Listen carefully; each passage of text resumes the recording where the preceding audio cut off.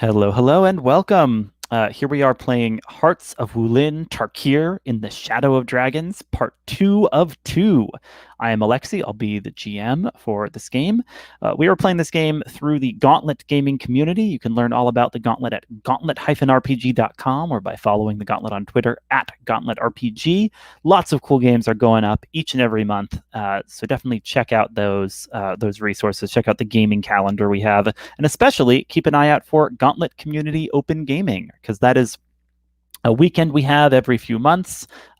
This weekend, we're playing lots of games through Gauntlet Community Open Gaming. It'll come around again soon enough, and that is a way to get started playing with the Gauntlet. If you're interested in playing online and haven't gotten the chance to play, an indie RPG over the internet yet, the Gauntlet Community Open Gaming is a great place to jump on. It is free and it is open, and you can learn about it at all of those Gauntlet sites I mentioned. The game we're playing tonight is Hearts of Wulin. Hearts of Wulin is a game of wuxia melodrama. If you're not familiar with the genre, you perhaps have at least seen clips from Crouching Tiger, Hidden Dragon. That is, the film that kind of brought wuxia to American audiences.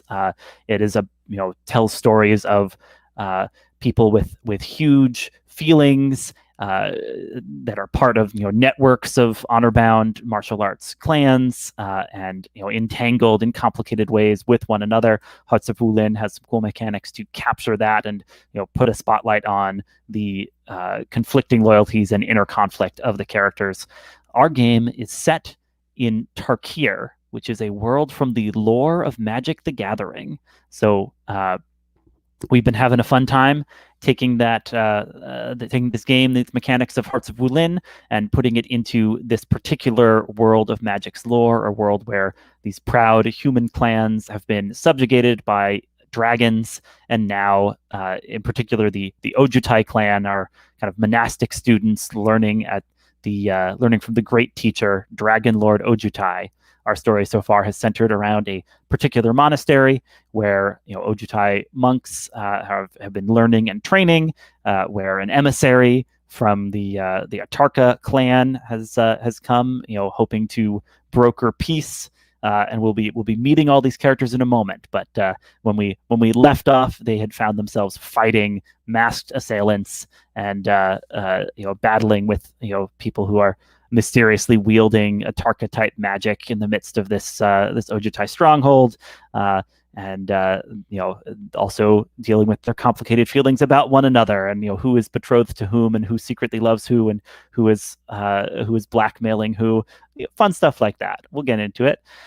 This is the second and final session of a two-shot. I'm super happy to have the chance to tell the story over multiple sessions to give it a little space to breathe. And tonight we'll be bringing it to a dramatic conclusion. All right, so let's meet our cast of players. I'd love to have folks introduce themselves first, just as players. So if you don't mind saying your name, pronouns if you wish, online handle if you so desire, and anything else you want folks to know, that'd be great. David, why don't you start us off? Yeah, I am David, he, him pronouns. Big fan of Hearts of Wulin, also a former really into Magic the Gathering player, and that's all I've got for myself. Great to have you playing with us. Greg, you're up next. Hey, I'm Greg Gelder. I use the he, him pronouns. Most everywhere on the internet, I go by group soliloquy. If you want to get a hold of me for some unknown reason, the Gauntlet Slack is usually the best place to get me. Nice. Good to have you here. Next up is Matt. Matt, tell us about yourself. My name is Matt. I use they, them, and he, him pronouns. I don't have a lot to add. I'm stoked about this game. I love Tarkir. Super cool. There's so many other places and clans to explore, but I'm really into this mountaintop vibe that we have going on. So yeah, I'm stoked to be here. Thanks, Lex. Absolutely. Yeah, great to have you. Last but not least, Jan. My name is Jan. These are my pronouns. I think you guys can see this. I hope so. Otherwise, I look like I'm just pointing at myself. If I seem scattered, it's because I've been looking at a computer for like 9 hours straight. So I swear to God, I'm normally quite a focused person, but that might not be the case tonight. No worries. We're very glad to have you here. So we're going to go back and meet our characters. I'll ask each player to just share what they think are the key things we should know about their character, including something of what they look like.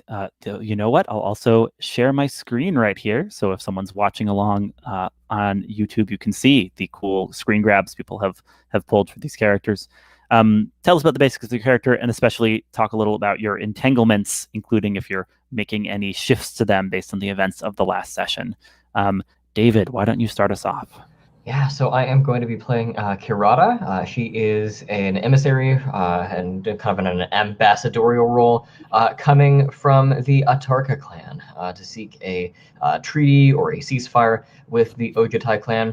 I will say that one thing we need to know about her is that she is apparently a trash ambassador. She's already threatened at least one or two people with death, and is gotten herself in a position to where she thinks her master might be teaching Atarka techniques to some of the people who are currently invading the Ojutai monastery. So really bad optics for her right now. I don't know if there's a whole lot else I need to add, but that's the main thing. I was thinking of editing one of my entanglements, the one involving Nanu, and just replacing that with a blurb about the conflict between myself and my allegiance to my master May, and the fact that Zathi has apparently informed, or at least told me, that May has perhaps betrayed the Atarka clan.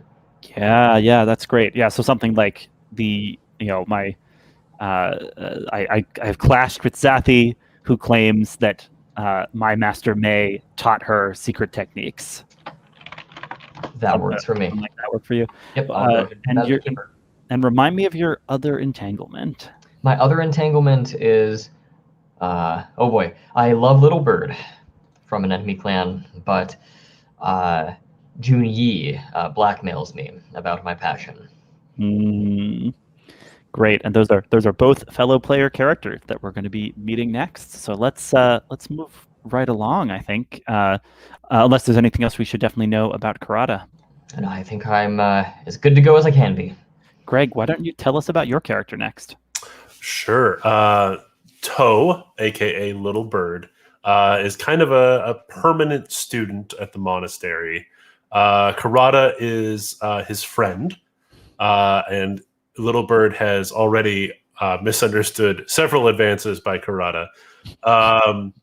And I think last we saw Little Bird, he was sort of weaving his way through this combat, trying to figure out what was going on. As far as entanglements, he loves Li Zhu, but Junyi, a leader of my faction, has forbidden it because they're engaged.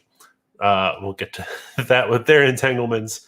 And then also, I have learned that my friend Kirada has been betrayed by their teacher, May, but they will never believe me. Although they might believe me now. Maybe.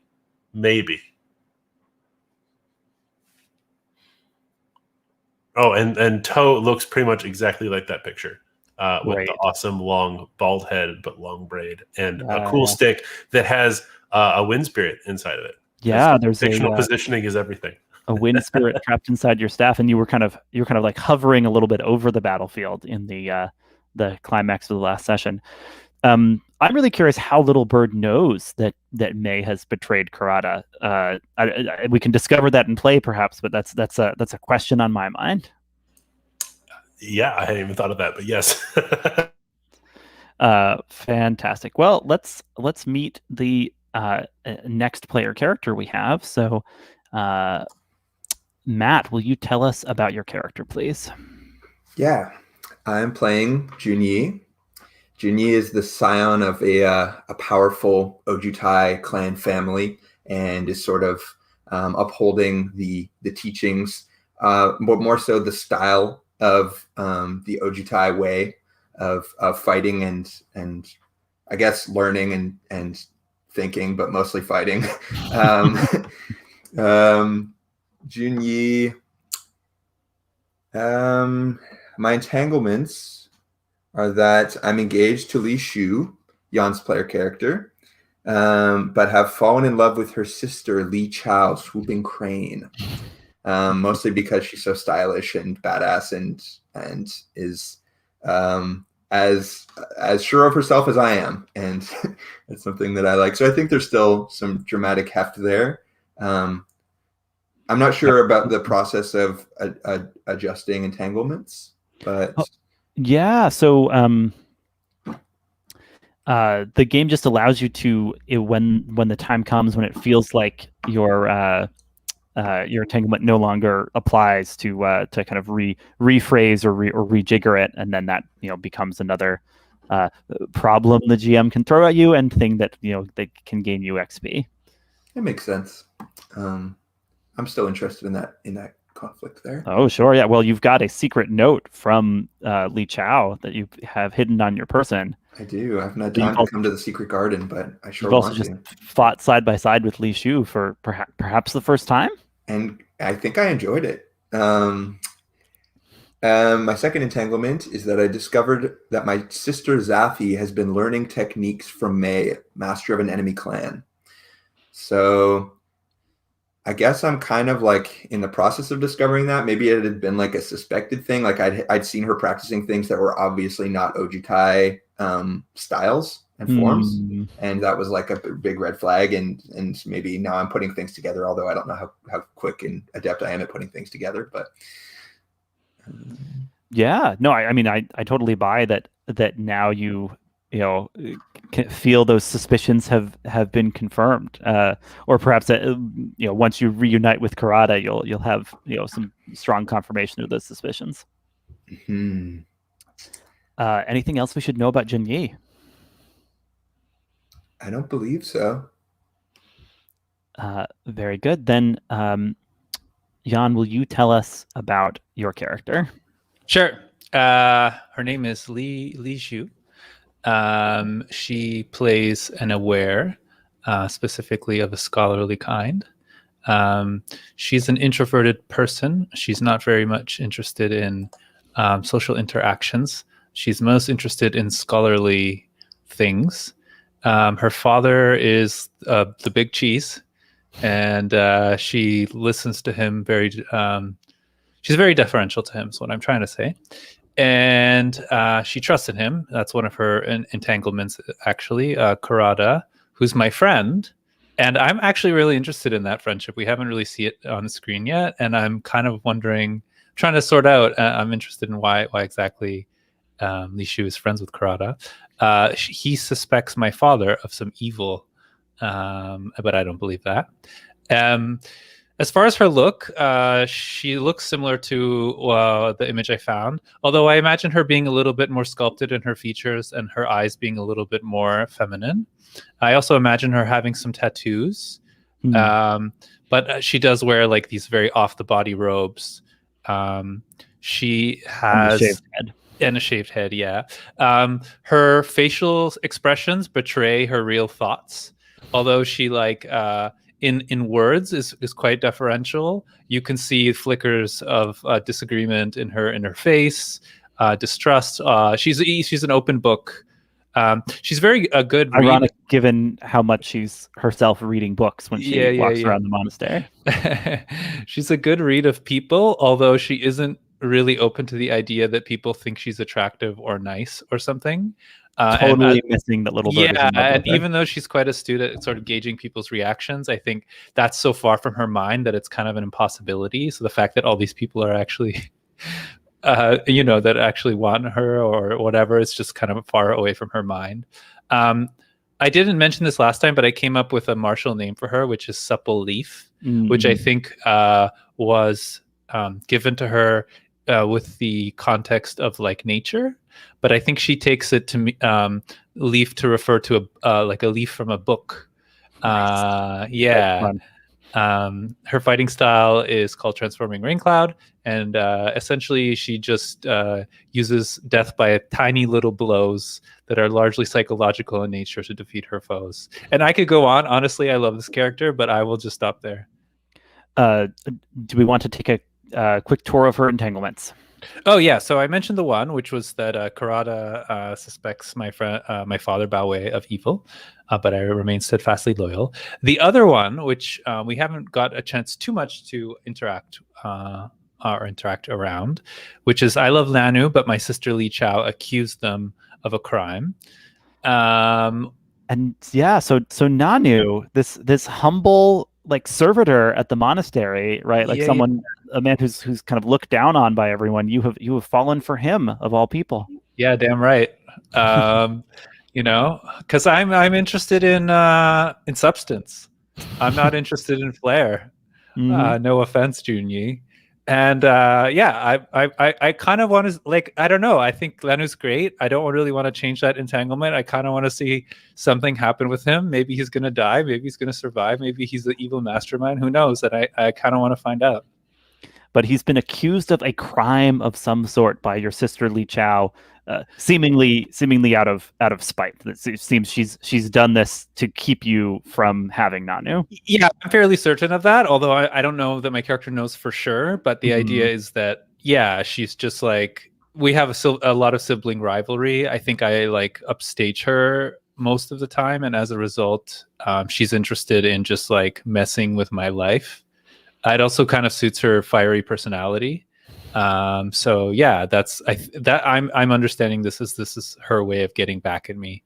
But who knows? You know, maybe Nanu is not the person I take him to be. I guess we'll find out. So when we left our group, three of you were still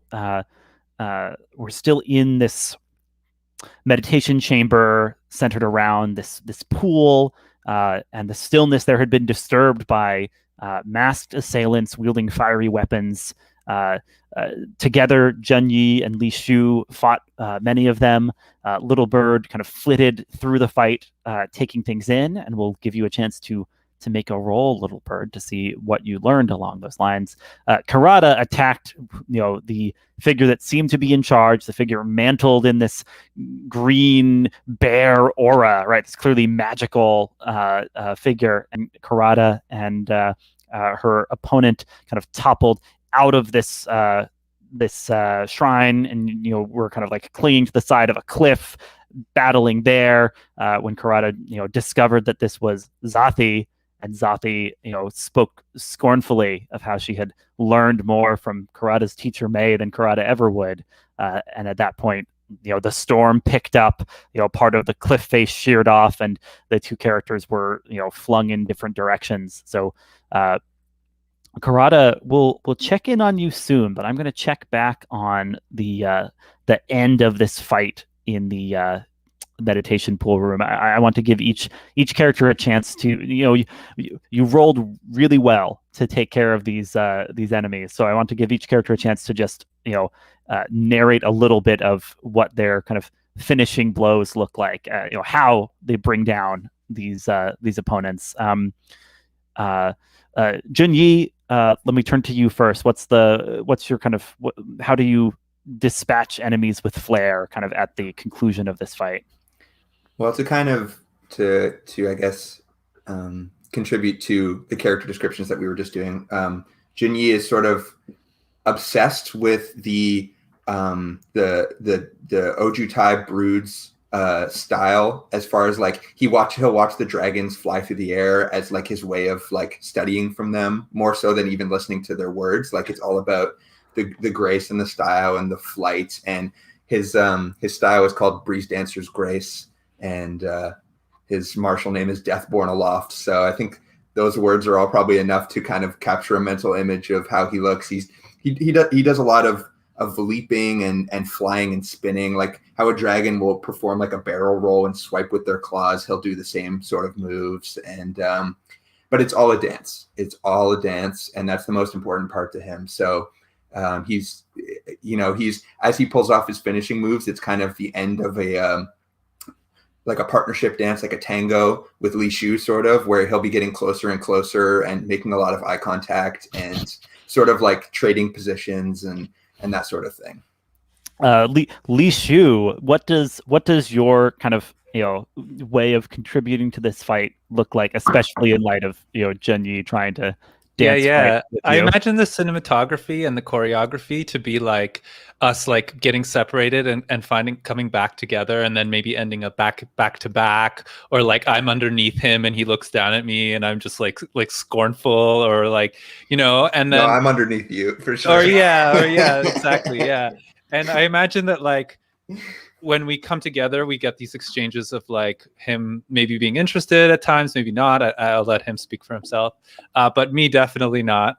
And I imagine that like my emotional reaction to him fuels my fighting, so that I'm just like, ugh, and then I like, like I use it to channel that into whoever I'm fighting, and then it kind of there's this great juxtaposition because we'll get a shot of Junyi doing like this most marvelous thing, and Li Shu's fighting style is like dirty as shit, right? Like she'll throw snowballs in people's eyes. Maybe somebody will like punch a statue, and she'll like catch the pebbles in between her toes or something, and then throw them back in their face.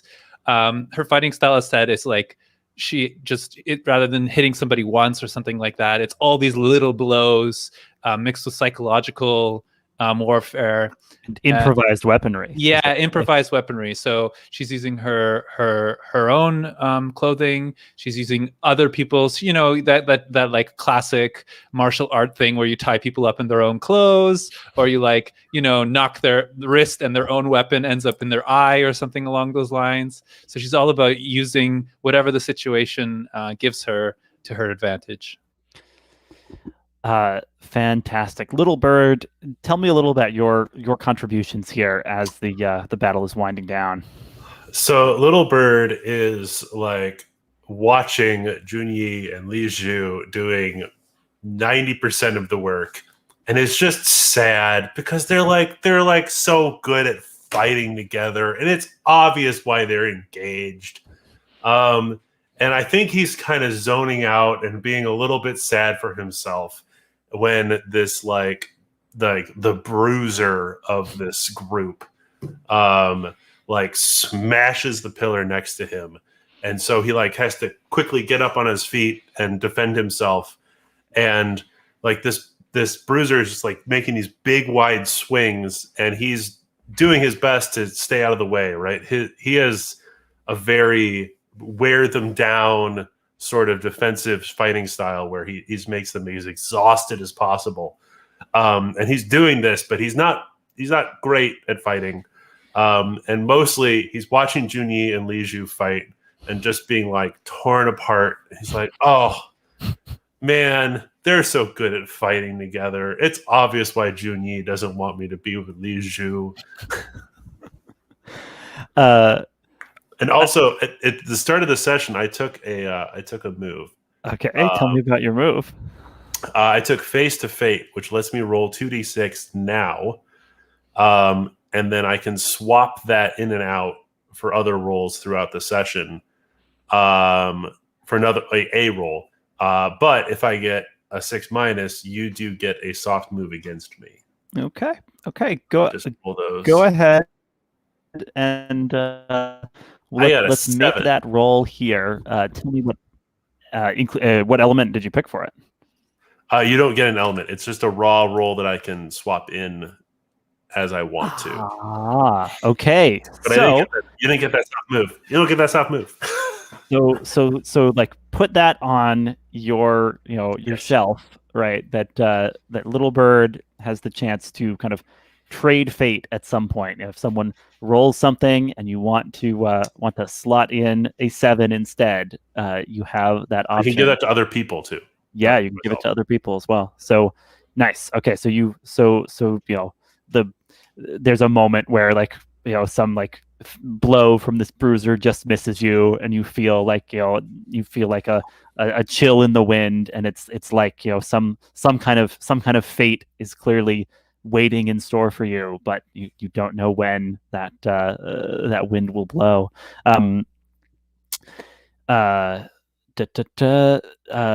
Little Bird, did you want to study this fight as Li Shu and Junyi are subduing some of the last?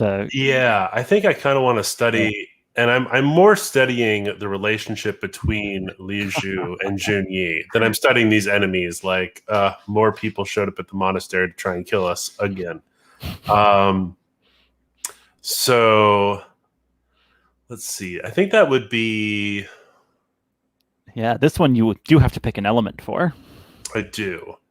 I'm gonna do water awareness. I think that works.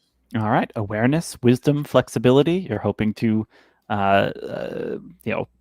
open up your perception to what's going on with your these people whose fates are entangled with yours. So, what did you have? Maybe I need to swap that roll in. I got a 4 plus 2 is a 6.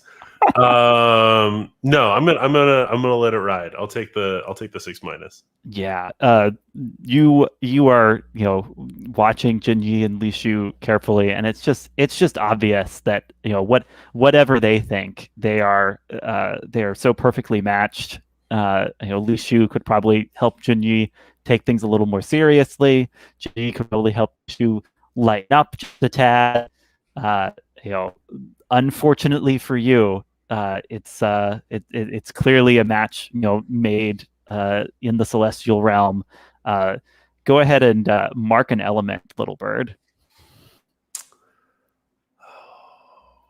Okay. I'm gonna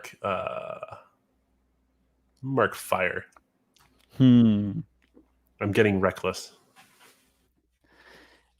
Yeah, I buy that. And you know what? I think like to compound that, your staff is kind of like straining against your hands a little bit, almost like the spirit in the staff wants you to be more aggressive. Like it's tired of your wear them down, dodge, duck and weave approach. Like it's trying to like pull you back in closer to your opposition. It jerks my hand up and hits the person. That's great. The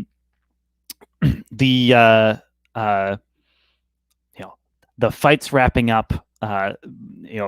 Enemies are dropping, with like big dramatic splashes into the meditation pool. I guess Junyi, Li Shu, are you trying to non-lethally subdue them, or are you cool with killing these people who turned up with masks and fiery weapons at your monastery? I wasn't sure about calling myself Deathborn Aloft. I was like looking for another word, but I haven't found another word, so I think I think it's blades. They might not be all mortally wounded, but I'm certainly cutting into people. Got it. So there's some like some artful shots of like a little bit of blood, spreading in the meditation pool as people people go down there. Yeah, Li Shu. Yeah, I think Li Shu is more like I don't think she's not against killing people, but I think her fighting style is like, okay, I'm gonna get you to the point where I have you, and I'm gonna give you the opportunity to run, and then if you don't, that's when I kill you. Right? Yeah. It's just I'm like, okay, like you want some more, and if they come at me, I'll be like, hit them one more time in like some critical like pressure point, and then she'll like be like, okay, you're gonna come again, and then like she'll be like, all right, you asked for it, and then take them out. That's great. Yeah. So I think like you get to that point, right, where you've been giving this treatment to some poor foe, and like he's like clearly exhausted and demoralized, and his like pole arm with its fiery blade is like sinking down and like extinguishes itself in the pool, and he takes that as his cue to just like turn and try and run out of there. And I like the idea of like her using pressure points so that maybe he's like paralyzed, or his face, like half his face is unable to move in some or maybe he's lost sight in one eye or hearing or something. Got it. So he's kind of like running, like slightly like dragging a foot or something like that. Doesn't know exactly how to go, but you're gonna let him get away if he's giving up the fight. Yeah, and I think I'll throw a snowball at the back of his head and like maybe like curse him or make fun of him. Yeah. So it's now a room full of mostly perhaps slain, perhaps wounded and disabled enemies, kind of some groaning from the ground, one just like running away because he's had enough. And little bird, you're still fighting that bruiser. That bruiser's still coming at you though, because you had been trying to fight defensively, and then your staff was not having it. Yeah, I think at some point I'll just I dig in my heels and throw the staff straight into the roof, and it puts this downdraft on the floor, and I start to rise up, and I just start going full on fisticuffs right into the bruiser, moving so quickly around him on this air curtain that he can't keep up. Nice. Okay. So that's yeah,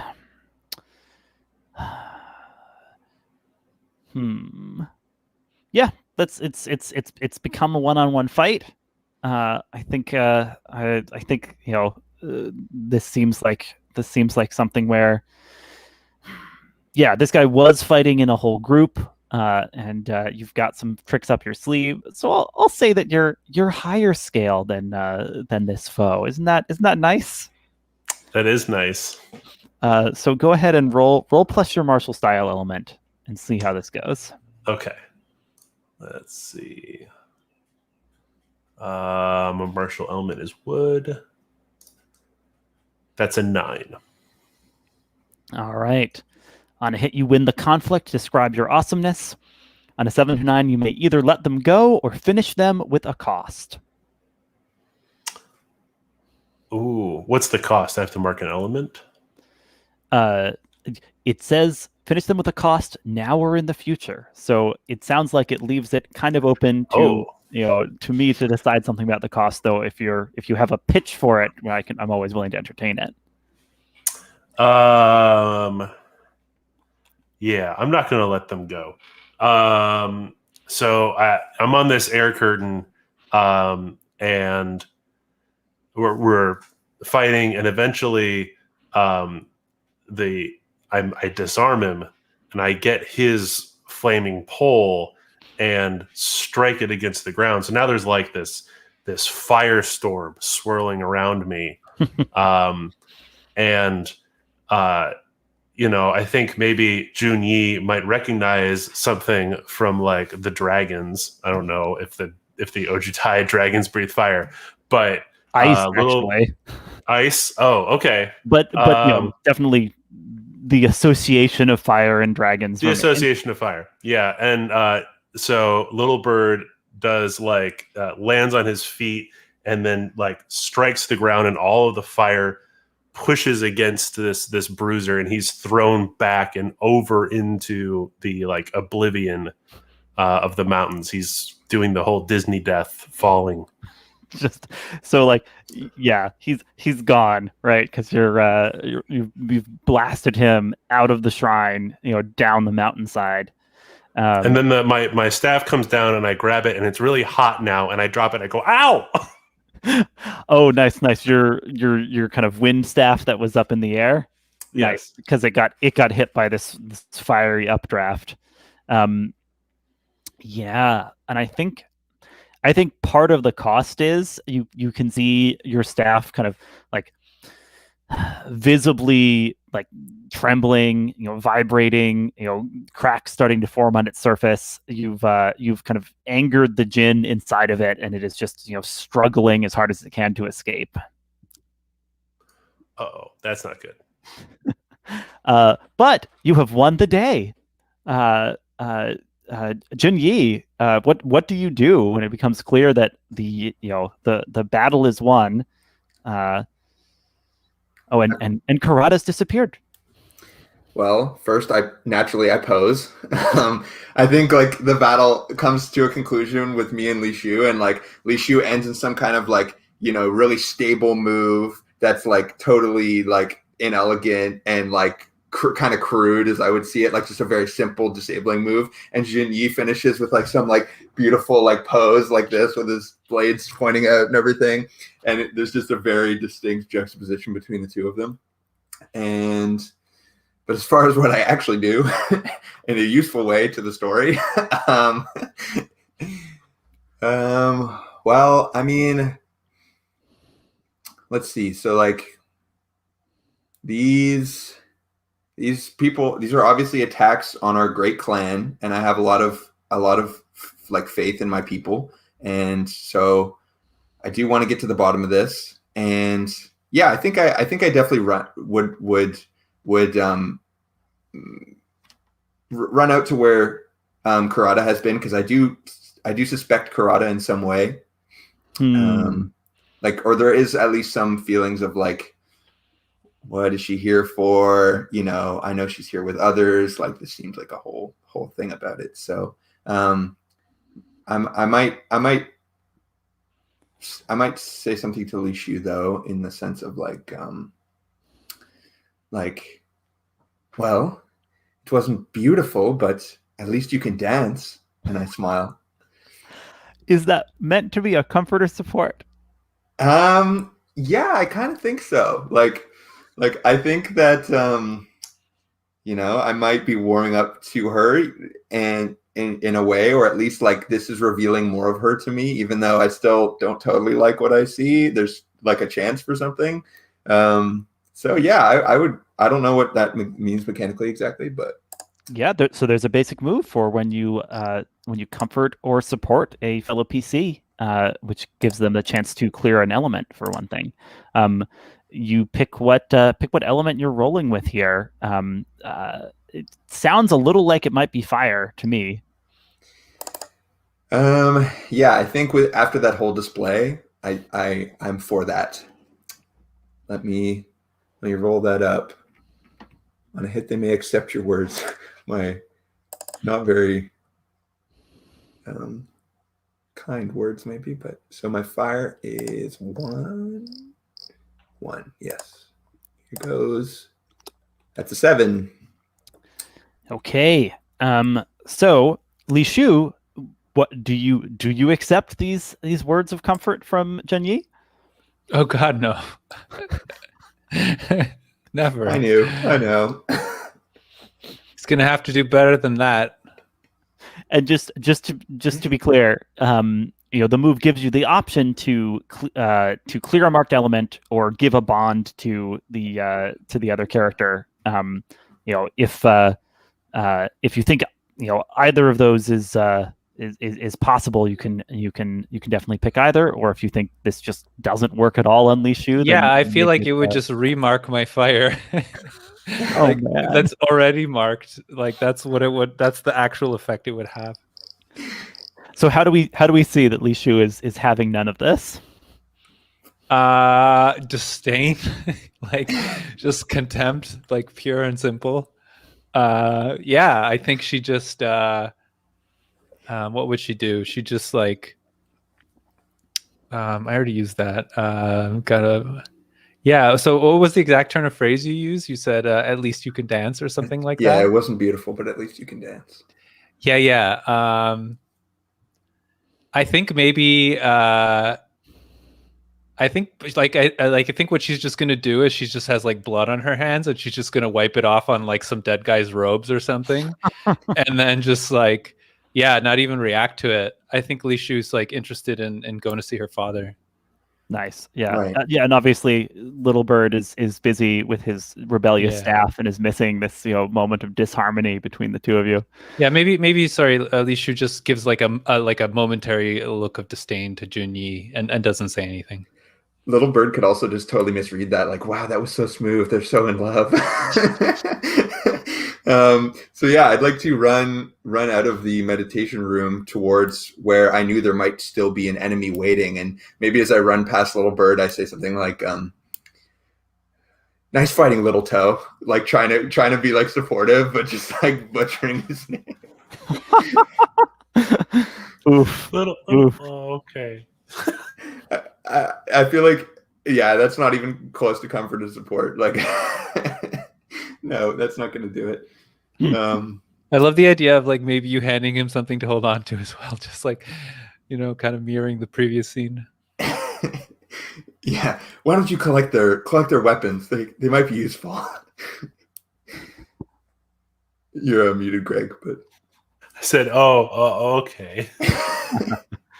Junyi, when you exit the meditation room, you find yourself on one of these very sheer cliffside pathways, and you look over the edge, where the snow is disturbed, and you see kind of clinging to the cliff face below Kirada, just like one like bear claw punch dagger jabbed into the rock. Clearly she's been buffeted, both by the fight and by the weather, but she is persevering.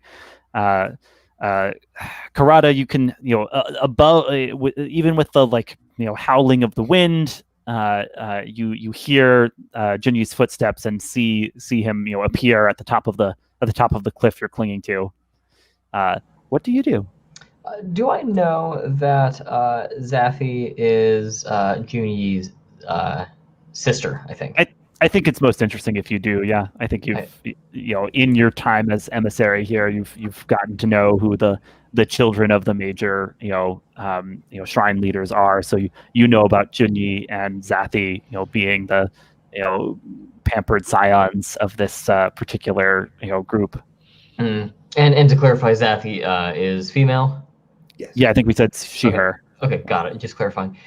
In that case, I will, dig a bear claw into the side of the mountain, and I'm trying to, get my way up the side of the mountain. And I look up, I see Junyi, and I think that I just look up, hair in my eyes, buffeted by the wind, furs blowing one direction, and I just scream, "Where is she?" And I'm screaming for you to tell me where the hell is your sister. Junyi, does this trigger inner conflict? Yeah, it does. For I'm so ready to rub it in Kirada's face, your people have despoiled our lands, all this stuff. I'm preparing my one-liner, and now Kirada comes at me with this, and I think I need to see how Junyi. I don't know how Junyi would take that.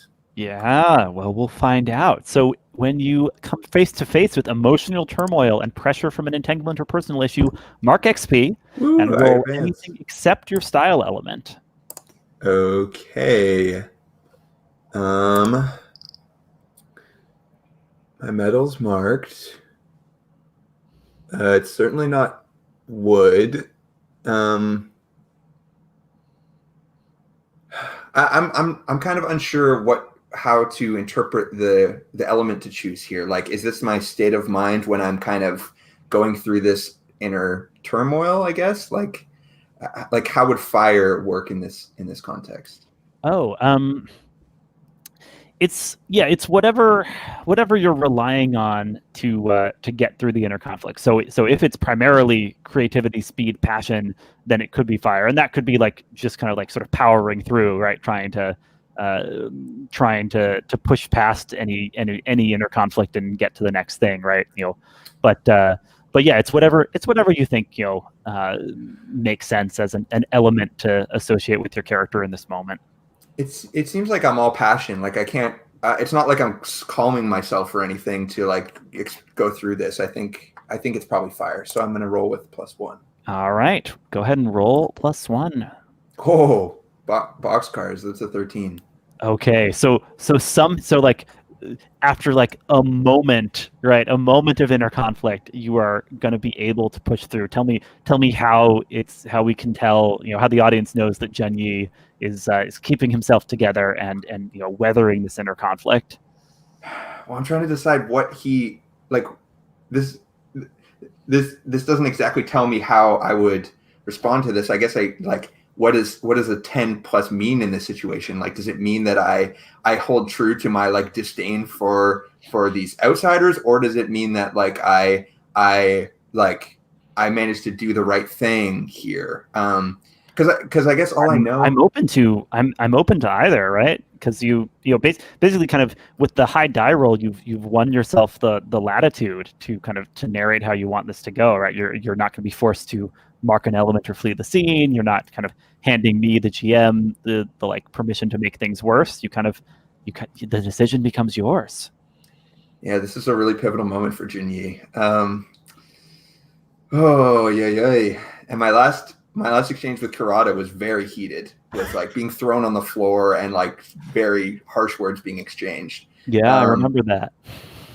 So I don't think I'm equipped enough to kind of see the nuance in these diplomatic things. I think it's just Atarka bad right now. Like like they attacked us and you're with them, right? So I think what I say is, do you mean your master, May, the one orchestrating these attacks, the traitor? I mean your sister, the one who carries them out. And that gives me pause. And maybe that's like the That's a turning point, maybe. Yeah, I think so. I think like because I'd known this, but like, and I was so coming here with so much passion, ready to just throw it in Kirada's face and like do the "haha, I'm standing over you, you're worthless" thing. But like Kirada got right to the heart of the matter, and I think that I'm able to kind of like wrestle with my passion here for a second, and maybe like. So you say, I mean your sister. And you just see like a moment of like change over Junyi's face. Like the smirk is kind of gone for a moment, and he loses some of the grace and the poise that he always holds in his body. And you can see that kind of hurts for him. And I think without much more of a word, he like tries to help Kirada up. So you're kind of like leaning down over the edge to like offer her a hand to help pull her back up from the cliff. Well, no, I think I put one hand down and I do like a total handstand and flip over onto like falling under the cliff and embed my blade into the side of the wall, and then like languidly just reach a hand down to Kirada, because I'm so familiar with these mountains and this element, right? So I think this is, Yeah, I buy it. I believe you can do this. Actually, no, that's not interesting. I just described myself like kind of letting go of that for a moment. So I think it's just simple. I think I just kind of like very like utilitarian, like Li Shu style, kind of just like reach a hand down to pull you up. Oh, that's cool. Kirada, do you take his hand? There's a moment of hesitation, but I will accept this proverbial olive branch and take his hand. That's great, that could also be just Kirada's like basic version. So I would like to make one more move here. I don't want to take up too much spotlight space, but I'm really interested in the moment that I lock hands with Kirada and I have total power over her. Like she might kind of start to let go of the cliff. I want to like study her. I want to look her in the eyes and see if I can see something in there, right? Like if she is truly acting honestly. All right. Yeah. Go ahead and roll plus whatever element you think is the one you're using to study. I see this. Sorry, I have like a great image in my mind. I see like when you pull him up, you guys for a moment like meet face to face and lock eyes, and like that's the moment where you do this. Yeah, but it's definitely got to be just that first moment where like our hands are touching and I have like I'm holding all of your weight, kind of like it's like the surrender, sort of the trust moment. And Trust my medals, as it were. Hopefully not the fall part. My medal is marked. I think this might be like wood, like growth and patience. Like I think this is like my first moment where I'm settling myself. I mean, I only have a 0, but let's see. Let's see what happens. That's a 9. Okay. So when you study someone, on a hit you gain basic information. On a 7 to 9, you gain 1 hold that you can spend for asking questions, revealing details, and so forth. Kirada, the basic information that Junyi wants is, are you trustworthy, right? Like, are you on the up and up? What would Junyi see staring into your eyes? I mean, I can't say that we're allies necessarily, but I sure as hell did not anticipate this assault on the monastery. I'm not with them. Yeah, all Junyi wants is the sort of motivation in the sense that, like, will you put your people over, like, doing the right thing? Like, are you loyal to Atarka in a way that, like, you know, is there a chance for us to lose you or for you to kind of betray us? He would see it. The way I see it, any Atarka who would resort to these underhanded tactics, they have no honor. They're not true Atarka. So, So I hold my am gaze. loyal. I am loyal to the Atarka, and whatever that was, that ain't it. So I need to know what's going on there. I love it, and I love that this is this is all conveyed with a meaningful eye contact. And Junyi, that's you under everything that David just articulated about Kirada's motivations. You understand that from this from this moment. Yeah, it's basically like, do you hold my gaze or not? Like, I'm making, like, really direct, pure, like, calm eye contact with you, and you can see the kind of, like, evenness to Junyi. Like, his he is a fool, but he studied from the Skywise. Like, he is able to have wisdom and to understand that side of things. So I think the fact that you you kind of hold his gaze in that way. I think there's a contrast. You have your sort of inner wisdom, this contemplative, meditative, mindful kind of look that is very aware and very kind of curious and open. And then you have this angry determination in Kirada's eyes. And you have this kind of profile shot of the both of them. And you can see both facial expressions meeting. But yeah, that's kind of the way I'm picturing it. Beautiful. And I think as the scene wraps up, Kirada, like, back on the cliff, no longer in kind of danger of falling off here. We hear again that bell being struck and the tolling of the bell ringing through the monastery, and we see in the sky the vast and feathered silhouettes of 3 dragons descending, in kind of elegant spiraling flight down towards the central courtyard of the monastery, where everyone has been summoned by the bell. Let's check back in with Little Bird. You were wrestling with your staff a little bit. You also are kind of. It seemed like you were maybe the one left to clean up in this meditation pool. Do you say anything to Li Shu before she heads off to deal with her business? Because it sounded like she had something pulling her away. Yeah, Li Shu, do you give Little Bird that chance, or are you off?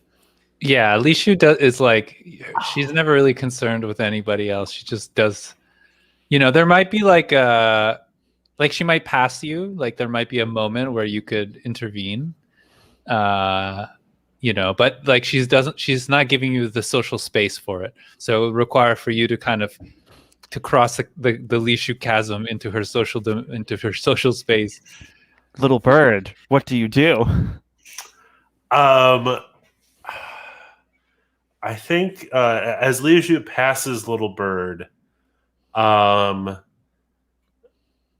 think I mean, this might be inner conflict because I'm approaching that entanglement, but Little Bird is going to do like there's probably like some sort of ceremonial bow that the students do to a master before a class. And Little Bird is going to do that to Li Shu out of respect for the fighting and the magnificent fight that she just performed with Junyi. Nice. Ceremonial bow. And you said this might be inner conflict. Is it that you have to, like, it takes some courage to make a gesture like this, to make a statement like this? Yeah, I think so. On Little Bird's part, it takes a lot of effort to express any sort of like admiration to Li Shu. Let's go ahead and roll that inner conflict, and we'll say that Okay. On a hit, on a 10 plus, you will do this, and you'll put this message out there. We'll see how Lishu reacts, but you'll put this message out there. On a 7 through 9, you'll have a choice to make, and on a miss, things will not necessarily go your way. Sound good? Sounds good. What element are you using? Ooh.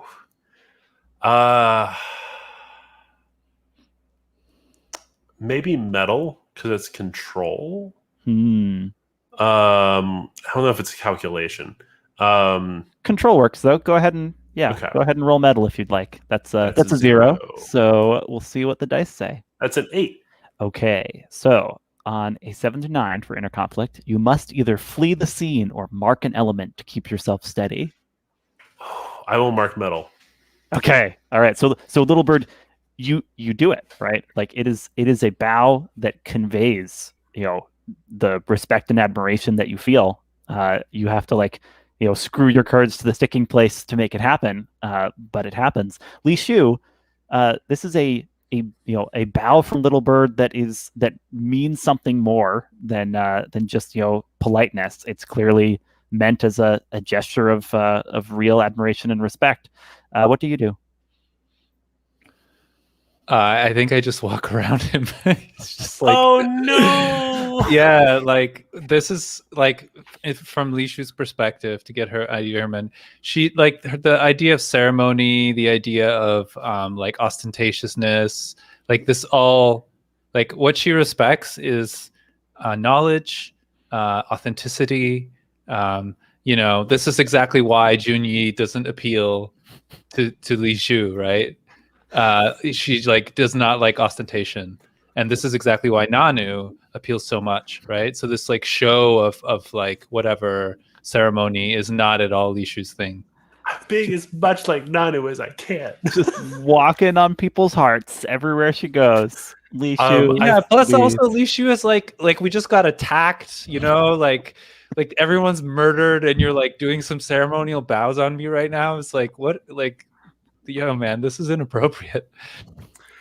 I think as Lishu walks out, I think just to lean into Little Bird's being, with the 2 marked elements, sort of reckless and unsatisfied. He walks out into this meditation room. I've been picturing it with sort of like an open roof above. And he his eyes go white and his staff starts to glow, and all of the bodies swirl up and fly off into the air. And he's just frustrated. Oh man. And they could have had clues on them too, but no. Yeah, no, Little Bird is having none of it.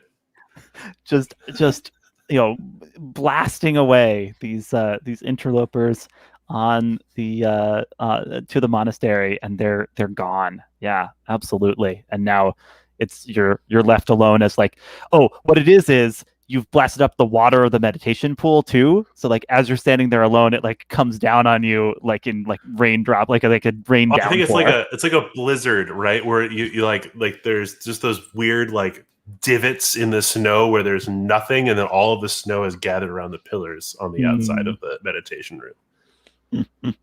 That's great. Great. That's a great button there. Lishu, where are you going? I'm going to see my father. I want to she's very direct in her approach for everything. So it's someone got shot, I'm going to go find him. People got to think, let's get to the bottom of this. Let's go let's make a mission. Let's figure out the strategy. You hear as you're exiting the meditation room, you hear the bell tolling, summoning everyone to the courtyard, and presumably your father will be there. Yeah, so that's where I'm going then. He's too important to miss something like this. So that's great. Yeah. So you're heading over towards the courtyard. You see many of the monks, the students, scholars and servants. Every inhabitant of the monastery is starting to assemble here. Many of them staring up in awe at the 3 dragons that are alighting on kind of ceremonial perches that stand in the courtyard, waiting for the Skywise when they make an appearance. Sorry, can I just ask? Do the dragons look like what I picture? I will drop. Let's. You know what? I can screen share a dragon here. You can see Dragonlord Ojutai himself in the character keeper. So like big feathery wings, right? Is a characteristic of this brood of dragons, and they also tend to have icy breath, and kind of colorful plumage, like we said. Mm-hmm. Cool, very cool. Also, my father looks like a badass. Oh yeah. There's some. I did some picking out of magic art I liked to have here. All right, here we go. Here's what some of these dragons look like, right? So as they perch in there, they kind of bring their wings back in, and the gust of wind spreads through the whole crowd, and people's robes flutter in this dragon gust, and you can. I think your father finds you in the crowd here. Puts a hand on your shoulder. Li Shu, I thank the heavens you're all right. We must make sure that the Dragonlord and his retainers know about the danger the monastery faces, but it is important to be on our very best courtesy when we speak to these great beings. You will remember all the ceremonies proper to such an occasion. Will you not, daughter? Yes, Father. We were attacking the meditation pond. We dispatched the attackers. Did I see Zathi? I can't remember or not. Or do I even know about her? No. Okay, yeah. So then I think I would know enough to know that they were like a Tarka, right? Though. The weapons looked like a Tarka, yeah. Yeah, so that I would relay as much. I would say, Father, it looked as though they were from the Tarka clan. I knew we couldn't trust that emissary. She's clearly in on this plot. Yeah, and I think because Kirada's my friend, right? So I'm a little bit torn here. Does this rise to the level of inner conflict?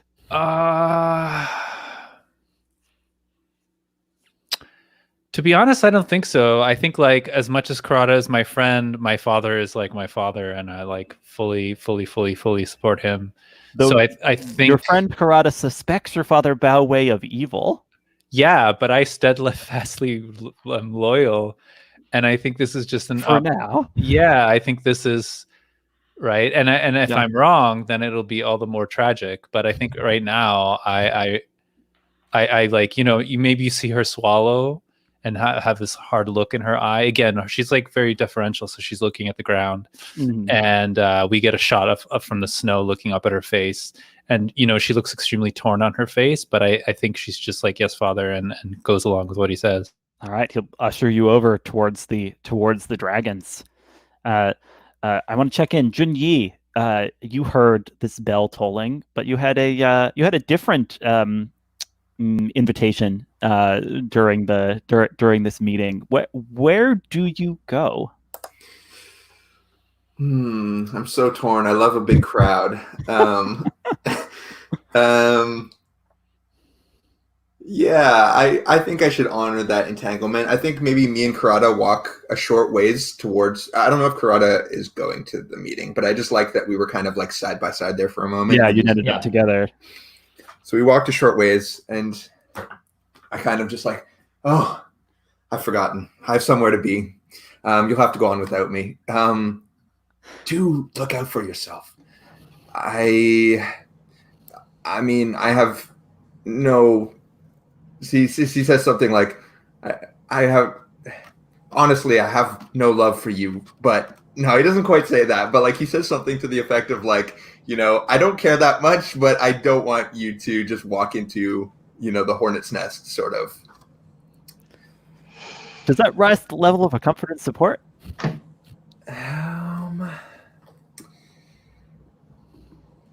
This is certainly a turning point. I'll be real, I probably wouldn't accept it. Yeah, I don't think we're quite there yet. Oh, Junyi. Too much attitude to effectively comfort anyone. Because when I hear that, you're like, well, I must be going, and I think I would say, you're not going anywhere, Junyi. Your sister nearly threw me to my death. You owe me this. You and I must figure out exactly what is going on here, and you and me must work together to defeat these people and finish them once and for all. This affects both of us, and I will not allow you to cowardly walk away from this. Cowardice. Yeah, yes, we'll do all those things, and we'll do them at the time appointed, which is later today. I have somewhere to be. It's urgent business. Do you want to hearts and minds me? Yeah, I think I will try that, and then we'll see if it has to go further. We'll do it the easy way. Susceptible to your words. Say what you're trying to get them to do and roll. It sounds like you're trying to get Junyi to, assist you, to not go gallivanting off, but to help you get to the bottom of what's going on. Yeah, is fire acceptable? Is this a passionate thing, or am I doing more of so much of an appeal to logic that I might be better off going with? Fire works for me. You had plenty of passion as you questioned my honor. All right. Well, a +2 then. 6 + 2 is 8. All right. So when you're pressuring PCs on a hit, they may mark XP if they do as you ask. If they don't, they mark an element. On a 7 to 9, you mark an element as well if they decline. So if this wasn't a 2-shot heading quickly towards an exciting conclusion, I would absolutely blow you off. And I'm still tempted to do so. Just maximum element markings. Yeah. I mean, it's mostly the pursuing my love interest in terms of getting to the exciting conclusion. I feel like that's kind of where I want to push the narrative, and is definitely more exciting to me. Yeah,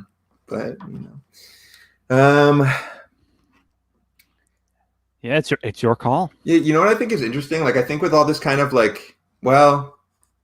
Shu did totally blow me off, but I think I'm intrigued by Li Shu now. I think I'm kind of fickle and Well, we're still going to this meeting. I would be surprised if we weren't able to bring Li Shu and Swooping Crane and all of that into this fold. I don't want us to necessarily break apart from everything we've established. Sure. The question is just: is Junyi going to leave Li Chao, going to stand up Li Chao in the meditation garden by not meeting her there? And then that will have its own consequences, I'm sure. So is Kirada going to the meeting, and is Jun Li's thing skip out on the meeting and come meet me here? Is that the conflict? Yeah. You got this note from Li Chao saying, don't go to the meeting, meet me in the meditation garden, and it said, and it was signed with a Swooping Crane calligraphy. If you want to blow me off here, that is totally fine. I think it'll work just fine either way. I got to do it. That note was too hot, it's too exciting. I'm out. I'm out. In that case, as you walk away, I call to you and I say, the next time you and I meet, we duel. And I react like Alexi just did. Both of you mark an element. Yep. Little Bird, let me ask, after your elemental tantrum in the at the site of the last battle, you also presumably hear this bell summoning everyone to the courtyard. Is that where you go, or do you have other things on your mind? I think I need to, it's getting out of control. This wind spirit in my staff, and I think Nanu is the only person I can trust to rebind the staff. So I'm gonna try and pull in that favor from Nanu. I see. And I know he won't be busy because as important as the dragons are, he's so unimportant in the monastery that he's not involved in it. He's not part of the ceremony.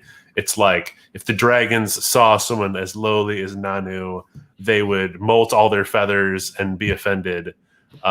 So Little Bird, like his eyes come back and he's like, oh, no. And so like I'm going down through like the very tight, narrow corridors of the monastery trying to find Nanu. Yeah, absolutely. I love that. And I think you find him in a like a little workspace that's kind of overlooking the courtyard. So he's staring out, looking down, trying to get catch glimpses of the dragons down there. But he's got this this whole pile of sandals he's supposed to mend for people, or other like menial tasks they have him doing. So he like stands up. Oh, Toe, good to see you again. Thank you for your help. Oh, Nanu, can I thank you ahead of time for yours? My staff, much like 2 months ago, it is getting weak again, and I need your craftsmanship. Only your craftsmanship can preserve it. Well, I think mechanically he owes you a favor. Yes. Yes. All right, Nanu will like. You really should treat this better. There's a lot of power inside of this artifact, but he'll like nod and like take it, and kind of like put it on like a workbench, and he's like stooped over. You can't see exactly what he's doing, but you hear your staff starting to like calm down, under his care. I want to do like, if this was Pasión de las Pasiones, this is when I would want to like ask the audience for help. But like I want to like mention the fight to him about Li Zhu. Like well, he's fixing it. Like I can't help myself. I'm just going on and on about this battle that we just had, and Li Zhu, she's so beautiful. She fought with such grace and elegance, and Junyi, what a cad, what a fop. He pranced around her and barely touched anyone. And maybe this is inner conflict for Nanu, but I don't know if the game supports it. I think this could just happen, right? Like you're saying this, and like Nanu like really like noticeably like pauses in what he's doing, takes a deep breath, and then like there's like a 3 like sharp taps, and he says, "Staff should be all better." Hands it back to you. Oh, and like the audience sees him like turn away for a moment and like wipe his eye and then turn back. Can I study? Yes, you can. You can study. Okay, yeah. I will study. Using my awareness. That's a 7. So I get 1, right? Yeah.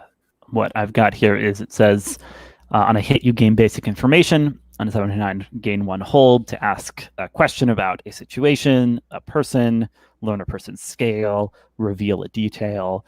So yeah, I think the basic information is, Little Bird notices that Nanu seems to be emotionally affected by the by what you've just been, sharing about Junyi, about Li Shu. You can spend your hold for a follow-up question or establishing a detail or any of those options. I was just about to ask what Nanu's scale is, but no. We're gonna dual Nanu. No. I think I'm gonna use it to reveal a detail. And I'm curious, Li Zhu, what distinctive possession of yours is is currently in Nanu's care. Lishu, what do you think about that? You know, it's nothing lewd. It's something that like it's very distinctive to you, but I know Yeah. you So have I think yeah. Yeah, so I think I think the only thing I can come up with, and maybe we can work with this a little bit, but my idea is that probably Lishu doesn't really have anything for Nanu to work on, but she wants to spend as much time and be around Nanu as much as possible. So I think she gives him like impossible tasks. Like he just gives him things that are like take forever, and she just uses them as opportunities to be like near him and talk to him, and maybe, you know, like she doesn't pester him about it. She's like, don't worry, take your time, la la la la. So maybe there's something in that gives you the idea that I really care about him, or I don't know. Like I don't know how we're going to convey this exactly. Is there like a an old journal that you know, like a a historical text, right? But you've asked him to like restore it page by page for your reading, and this like makes yeah. for So an maybe what it excuse is like you know how drop this in like here. an old book binding, like pages are woven together, like in first in like smaller clumps and then combined, and so this is like some like 7,000 page volume, and like it's an ancient book, so you can't like put new pinholes. You have to like go through the existing pinholes because like the thread has worn out, and so he has to like meticulously bind, you know, whatever, like 10 pages at a time for thousands of pages. During the craziness of last year, I've taken up bookbinding as a hobby. This is excellent nice. for me. Yes, so yeah, you're like, there's this text that only you would care about, and he's rebinding it, and Little Bird just stops and looks in Nanu and grabs the staff, and he very slowly just walks out the door, looking at the book and looking at Nanu. And I think Nanu is probably picking up that Little Bird has figured something out, and he's thank you, Nanu. And he closes the door. That's great. I think as you're backing out, you like back right into some like apprentice, right? Who's here, and like they're like, oh, Little Bird, and then they like poke their head and they're like, Nanu, the dragons want you to come to the courtyard. They asked for you specifically. And like there's a lot of like, you know, what the hell is going on here in their voice, but they're not saying that part out loud. And let me cut to just for another aspect of our cliffhanger before we take a little break. Let me cut to Junyi. Junyi, when you walk into the meditation garden, you know, what is kind of, you know, elegant and relaxed about this space itself that, you know, makes it kind of, you know, in keeping with Junyi's aesthetic preferences. Well, first of all, I'm elegant and relaxed, of course. Of course, always. As you'd expect. So this is an outdoor space, but it's in a cold environment, right? Yes, but there are ways to bring you know, warmth to these mountains, right? You could tap into geothermal heat, or just be using some type of magic, right? Yeah, definitely. I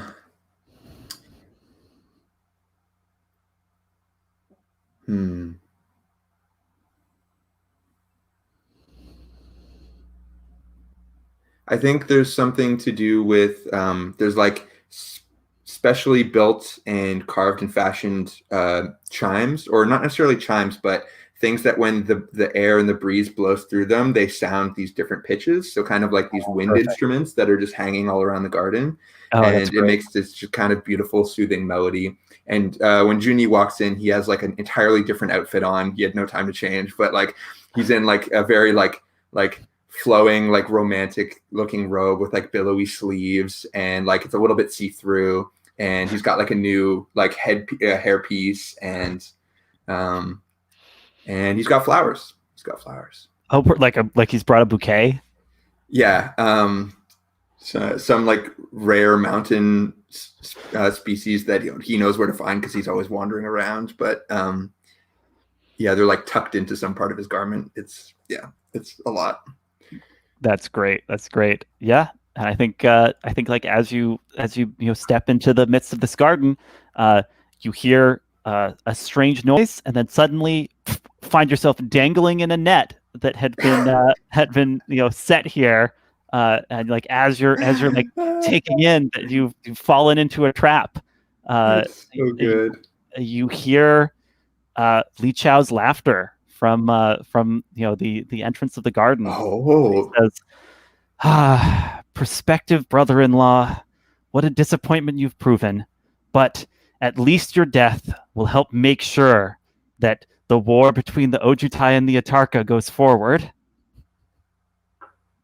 and we see just like a close up on his eyes and his face, and he's just, for the first time we've ever seen him, just totally like shocked and scared, like he's terrified. Perfect. And cut. Yeah. Let's take 10 and be back at 40 after the hour, and I'll see you all then. Alexi.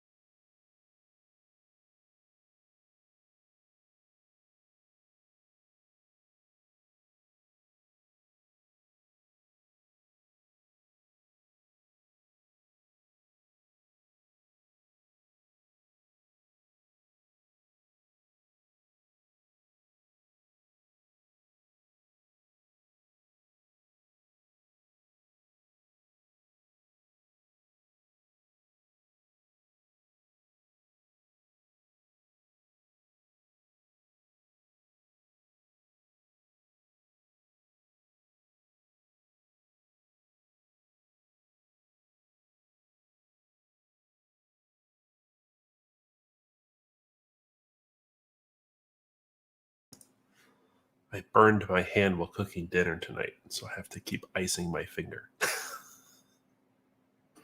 That's a character. What's that called? Method acting for little bird.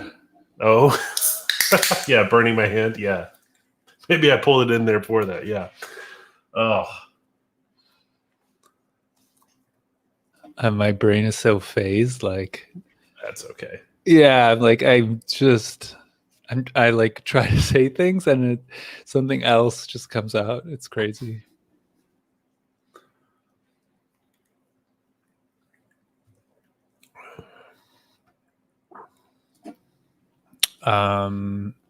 So it sounds like you do.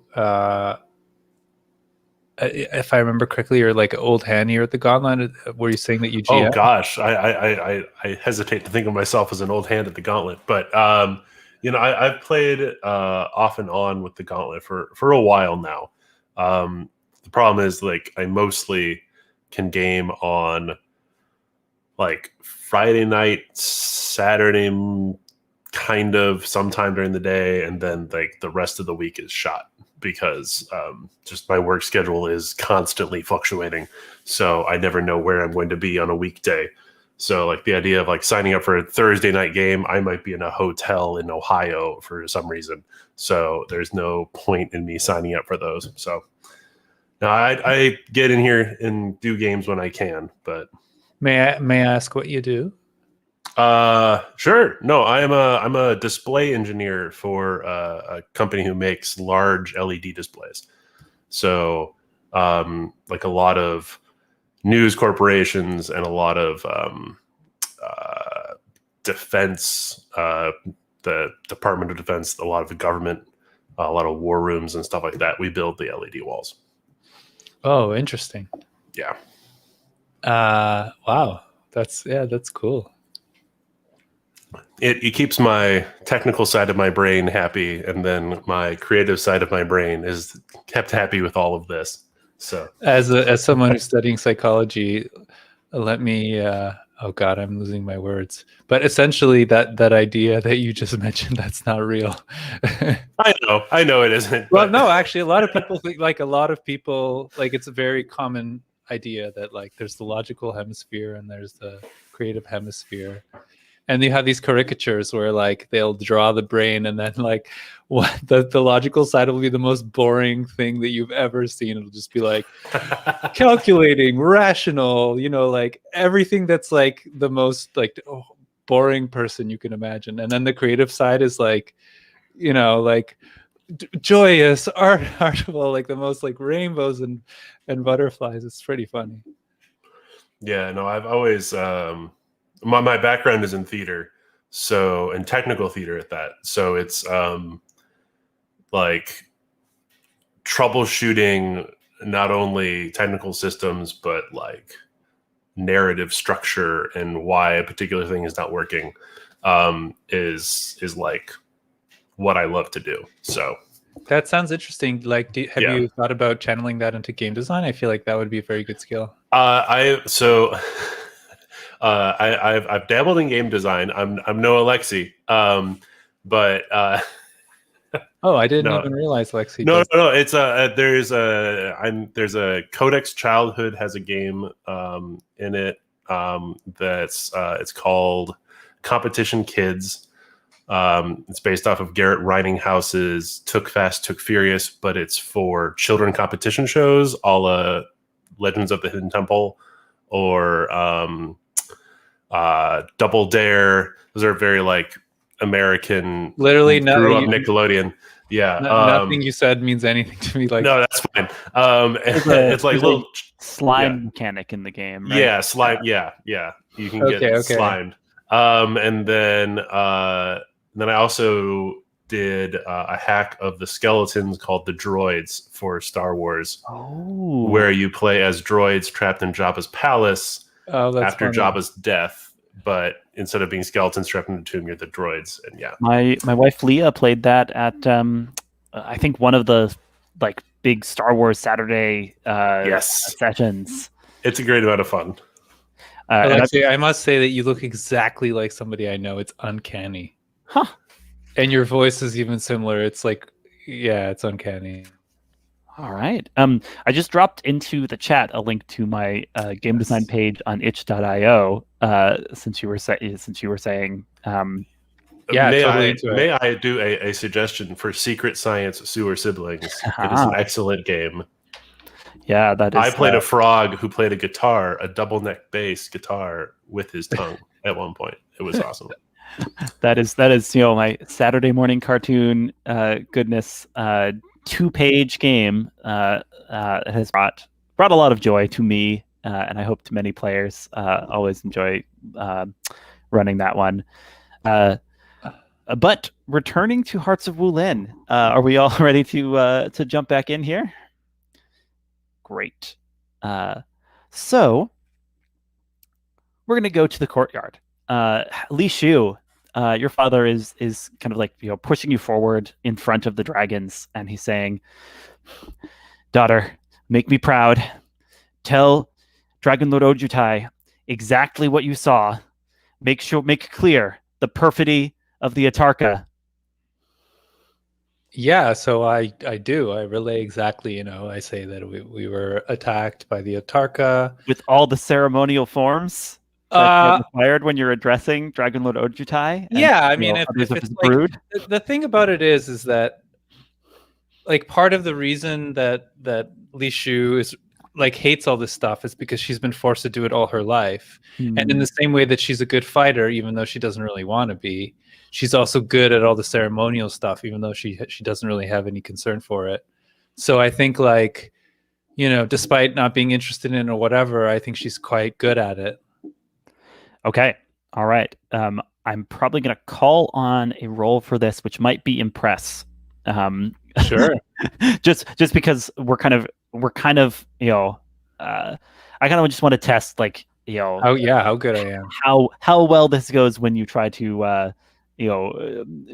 do all of the necessary gestures of respect and ceremonious deference that are owed to the great teacher, the soul of winter, Dragonlord Ojutai himself, sitting here resplendent in blue and white and red plumage, with two, not quite as resplendent, but quite impressive draconic retainers on either side, and a full trio of Aven interpreters there to listen to the draconic utterances of the dragons and then translate it into common human speech for those who are not enlightened enough to speak draconic themselves.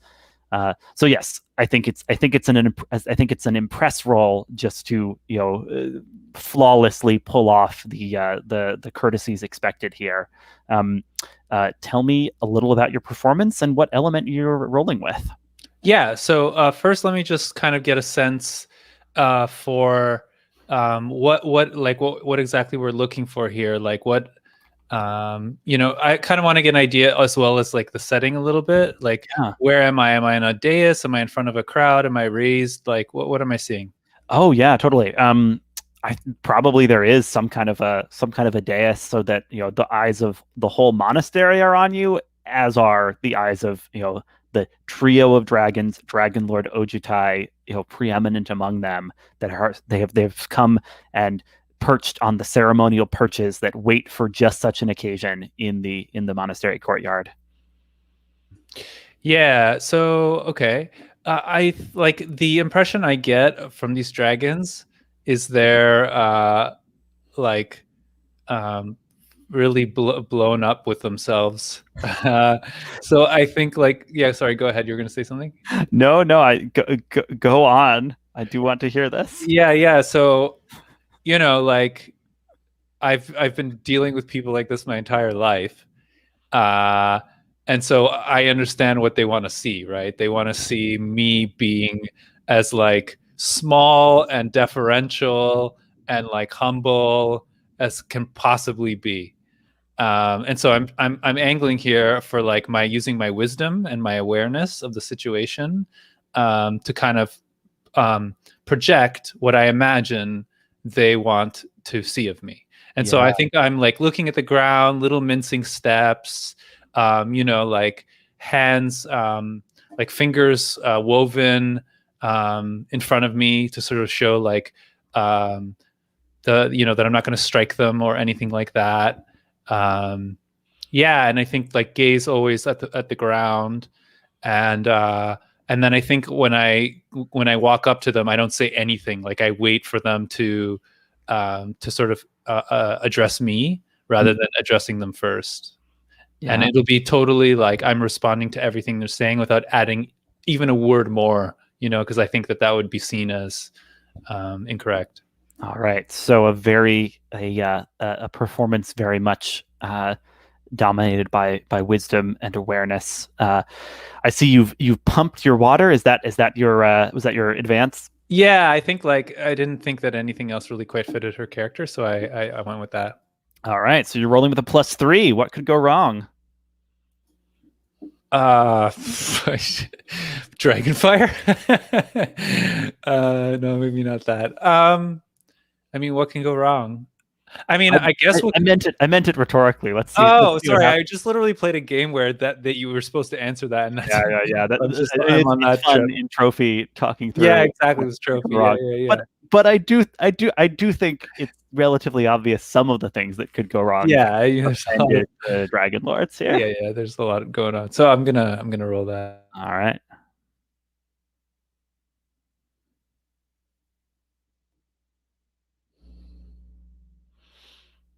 All right, so I get a 10. 7 + 3 is 10. Yeah, that one made a big difference. When you act to impress or succeed at a competition, describe your performance and roll. On a hit, you impress and convince. Pick 2 options. Create a bond with someone watching, clear a marked element, or gain a favor from an observer.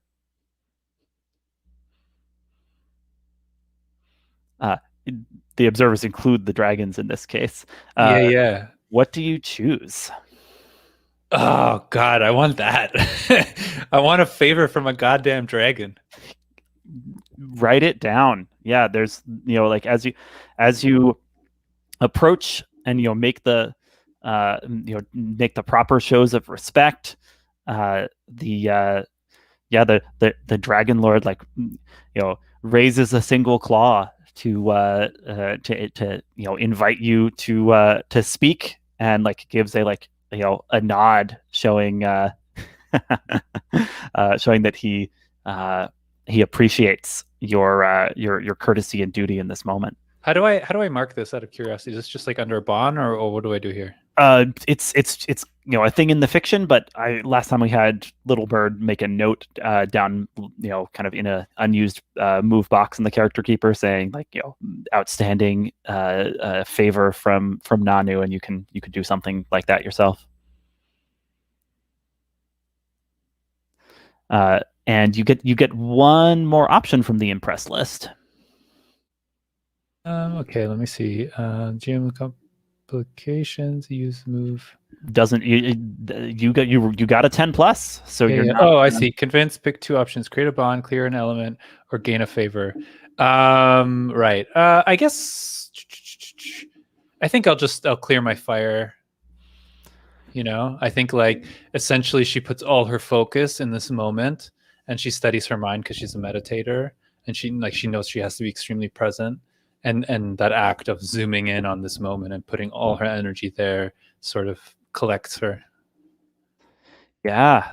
All right. So you impress the dragons. I think also you by default impress the humans and humanoids around, because you have stepped forward to be the one to address these distinguished visitors to the monastery, and everyone is listening for your words and listening closely, because of course you are not speaking loudly and and imposing on the dragons. You are speaking quietly, knowing that they will hear and understand. What is it that you say? Or you can give us a summary, or tell us kind of what the most important things. What are the most important things you want to convey? Yeah. So as I was kind of angling, was that I think I am responding to the T, what the dragons are asking of me. And so if they're asking what happened, I will give them as succinct and direct an answer as possible. So I will relate to them. It seems to me, in my humble opinion, or something like that, the Atarka clan has attacked us. This was an unprovoked, a monastery student, little bird, had an arrow. I'll relay the whole story. I'll also mention Junyi. I'll mention. Did I see Kirada or not really? When? Like during the fight. Oh, interesting. Yeah, you probably saw Kirada charging and wrestling with the bear, mantled warrior. Yeah. So and I'll mention that. I'll sort of highlight that, but I won't draw implications from it because I'll leave it to the dragons. I think the dragons are smart enough to understand what the implications of that are. That that Kirada was attacking one of their own or whatever. And I don't want to condescend, because if I'm gonna be and I think this is what this means, they're gonna be what do you think? Who do you think you are? You think I don't know that? Obviously, I know that. So I just want to be very direct. So you're laying out the facts, leaving it to the dragons to interpret them. Right. Exactly. Yeah. Kirada, you were coming to this meeting, right? Yes, indeed.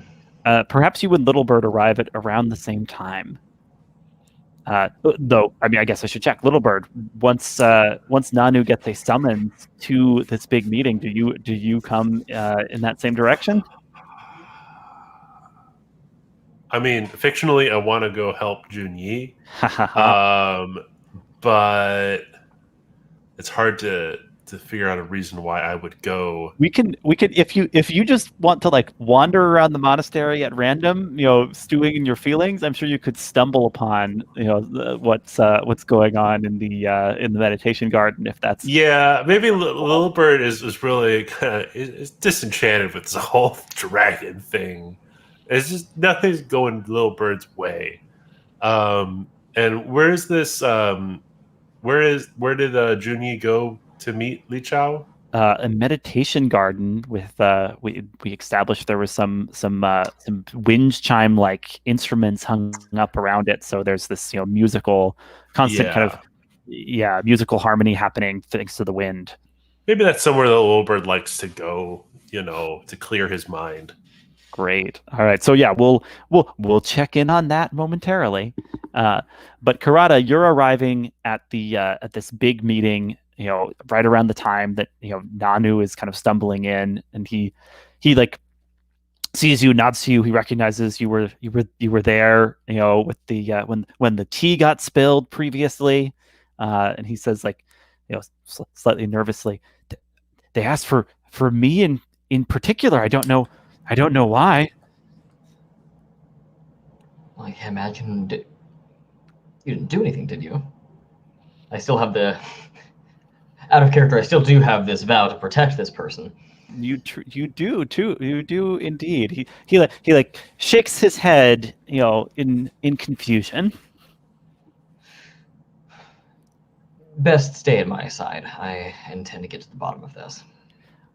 So he's kind of walking near you as all around you see the monastery members kind of turning, and some of them are glaring at you, some of them are whispering to their neighbors, and you catch someone saying, Atarka traitors, right? So that's the mood is not warm. Is there an authority figure, perhaps even Dragonlord Ojutai, who I might present myself to, that I might make my case? Yes, of course. You see that Li Shu is deep in discussion with Dragonlord Ojutai and the two retainer dragons at his side. I think what I would do is walk up beside Li Shu, but I would not interrupt. I would wait to be acknowledged formally by the Dragonlord before interrupting. So it's possible that you're also acting to impress others here. gonna do some more of my crack ambassador skills. Well, I just feel like once we have this extremely high status dragon on the scene, I kind of want everyone to to make an impress roll just to not do something terribly disrespectful as they approach. And I would like to be able to say that I impressed the Dragonlord. That's the memory that I want to take away from this game, so we'll give it a try. All right. So what element are you rolling with? I don't think I'm going to appeal to passion here. I think this is going to be an attempt to appeal to logic and decorum. So with that being said, water, awareness, and wisdom are things that he would value? Yeah, I suppose so. I'll let you roll with water. All right. So your options are dwindling as you have multiple elements marked. We're down to 3. Yeah. So we'll try that at a +1. There we are. 3 + 1 is 4. Would you like a different roll? You would give me the 7? If you're offering, I will take it, but I feel like it might be premature on your end to burn that roll here. No, I think it's a good idea. I don't want you to get eaten by a dragon. Yeah, so Kirada, tell us about like the moment where you feel like you might mess something up, and then like some like breeze floats by, and like you recollect yourself, and you act in accordance with the decorum that you've learned. I think that for the first time, this is ridiculous. I think that for the first time in this entire story, Kirada locks eyes with the Dragonlord Ojutai himself, and she feels fear. Now, that's not an emotion she is accustomed to experiencing. She knows about anger, but fear is quite different. But then she remembers Little Bird, and this is what gives her the courage to steady herself and to present herself in an appropriate way. Oh, fantastic! Yeah. So with that 7, you get to pick 2 from the impress list. I just will also offer you a complication or hard choice. I would like to clear an element, and as a matter of fact, I think I would like to gain a bond. I guess I am trying to gain a favor from Ojutai. Yeah, okay. So what we'll do is gain a favor from Ojutai, and I'll express explicitly what I would like that to be in a moment. And I actually think that I will play it kind of risky, and instead of clearing an element, I'll take a bond with Li Shu. Right, who's right here next to you. Yes. Your friend who you've heard that even as she's recounting recounting what happened, she does say that you were fighting on her side against the interlopers, right, Li Shu? I was trying to remember. You did talk about Kirada's contribution. Yeah, so that's what I was angling for them to interpret it in the way that you just described. Nice. So that tracks for me then with like the bond that Kirada has taken. Yeah. So Dragonlord Ojutai says something kind of rumbling in Draconic, and the bird interpreter perched near him translates and says, "Kirada of the Atarka, you have come at a moment of tension between our peoples, but you fight alongside the members of the Ojutai clan. Tell us, what are we to make of this attack, this apparent ambush by people wielding Atarka weapons and magic?" Of course, your lordship. I learned over the course of the assault on this hallowed monastery that one of your own was in fact using Atarka martial techniques in the course of the combat. And they revealed to me during a rather tense conversation that they learned them from one of my own. Your lordship, I suspect that a splinter faction has emerged from the Atarka clan and has enveloped some of your own monks and acolytes into their fold. and I request humbly assistance with investigating and eradicating this threat to both of us. I just had an idea. Sorry, let me interrupt, guys. That's okay. That's all I had. Yeah. So I have a +2 hold to learn about an assailant that attack Little Bird, specifically with the feather. And I thought maybe this, and like I don't want to screw up the plot here, but I don't know if this feather is similar to this like translator's feather, or it doesn't have to be identical, but it could be like uncannily similar or something that leads me. Oh man. Yeah, Well, I mean, like I'm just throwing it out there. Like I'm not tied to this idea, but I have this note, and we don't have much time, so I thought like I'll throw it out there and see if we catch anything with it. you can that's one of the things you can spend study hold for, which includes reveal a detail, declare something which changes or adds to the established fiction significantly. And it sounds like you are like, as you're hearing this, you're like thinking back to the feather you found and like looking at this Aven interpreter bringing the Dragonlord's words to the monks.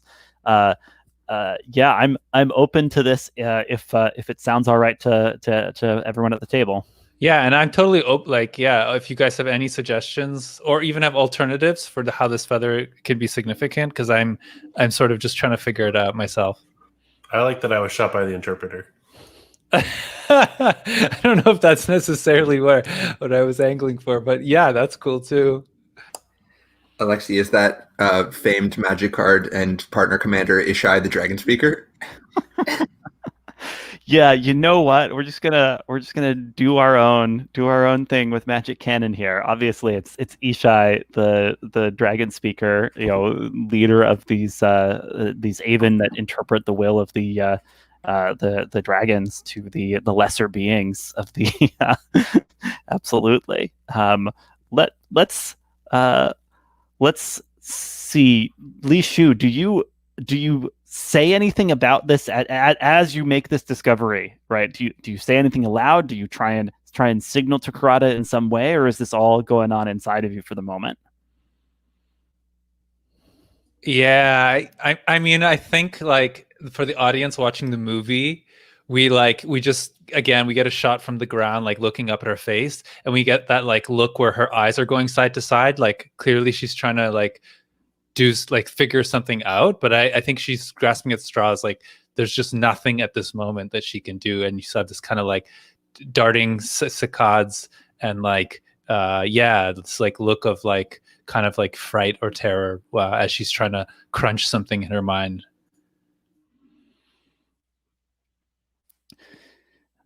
Beautiful. And Kirada, just to finish the result of your impress, the GM will offer you a complication or hard choice. I think the complication is that Ojutai. So the favor you're asking is aid in rooting out this splinter group. Right. Even if that aid is just assign some people to work with me on this, just so that I'm given kind of official protection. I'm not, people have to work with me.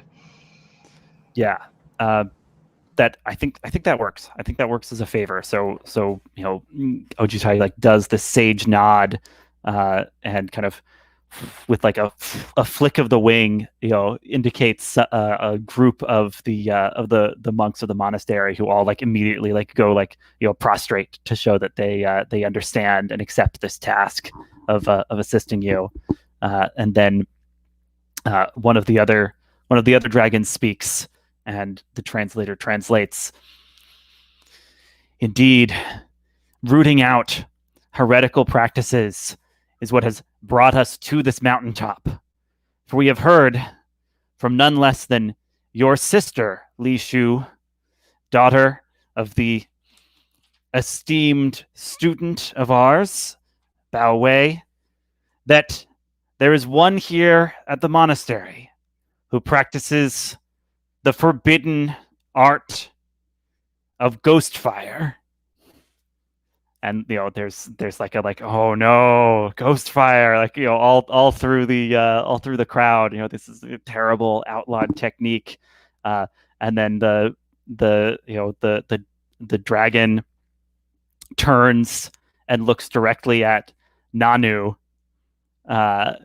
who's like backing up slowly, but then finds his way barred by two of the monks like blocking him, and the dragon like extends an accusatory claw right at Nanu. Li Shu, how are you taking this? Li Shu's sacrificing herself for sure. Yeah, I feel like Li Shu totally just like that's the moment she snaps. And she's totally gonna all of the ceremonial poise that she was showing up to this point just snaps, and I think she just begs for his life like immediately, and I'm gonna try to like turn in this favor if I can or something, just to like I might realize that it won't it's not going to it's not like everything's going to go back to normal, but at the very least it might be an exile rather than a decapitation or something, you know what I mean? Oh, the normal method of execution would be getting frozen into an ice statue by the dragon's breath and then shattered. Yeah, Sub-Zero. All right, so you are throwing yourself in the way and begging for Nanu's life. Yeah, totally. And I could be totally wrong, which would be amazing as well.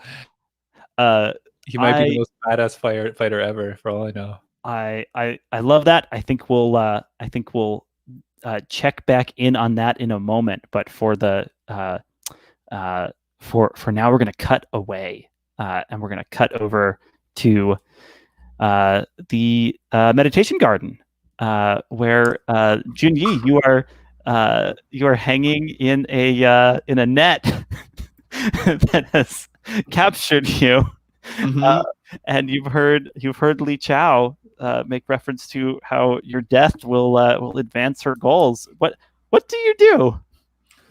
Well, naturally, I stay playful. I don't know if she's like walking around me and monologuing. Is it just me and her in the garden? At the moment, yes. That was very ominous, Alexi. So I'm like hanging like kind of upside down a little bit, like in a very vulnerable position, and I say something like, "Well, if you wanted me like this, you could have just asked me." Just like playing the submissive while she's like trying to pull her power play. She's like, "Ugh, please, Junyi, you flatter yourself. No, my interest was always in how you might be of service to our family. At first I thought maybe the two of us would be a better power couple than you and my drip of a sister, but you are too flighty and irresponsible, and so it is your death that we'll have to do." Oh, and you've turned out so boring.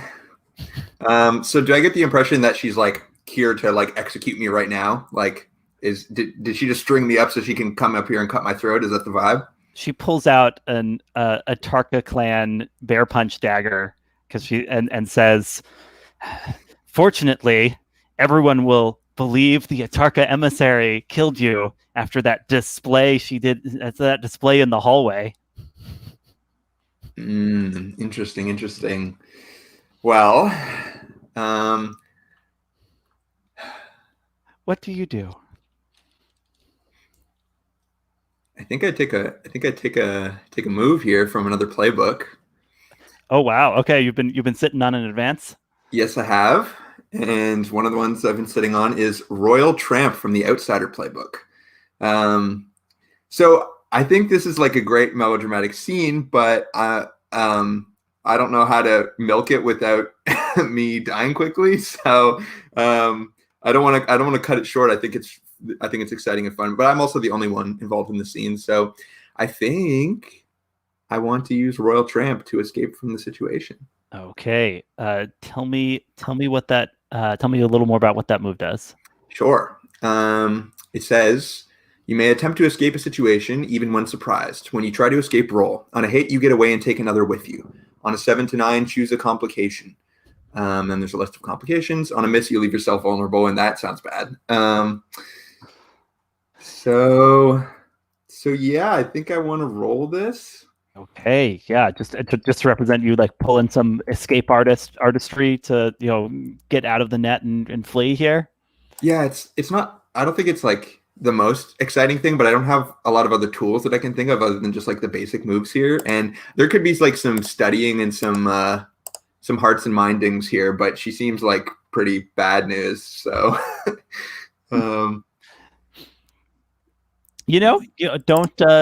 you could certainly. There's lots of things you could try, but I'm definitely up to see this move go off. It's true. I am Junyi. I am irresistible after all. Okay. I guess I have bonds too. Da-da-dum, da-da-dum.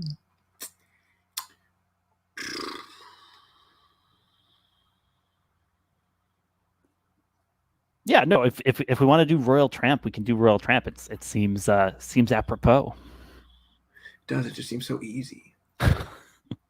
Oh, don't worry. I'm sure we can keep making things complicated. Yeah, I'm sure I'll roll a 7 to 9 and okay. What element?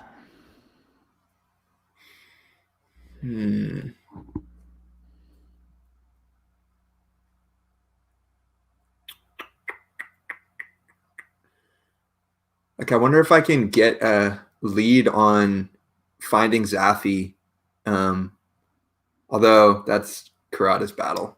But like, do we know where like May is teaching students? Like, is this all some like conspiracy? Because I could try to probe her for information in my, last moments.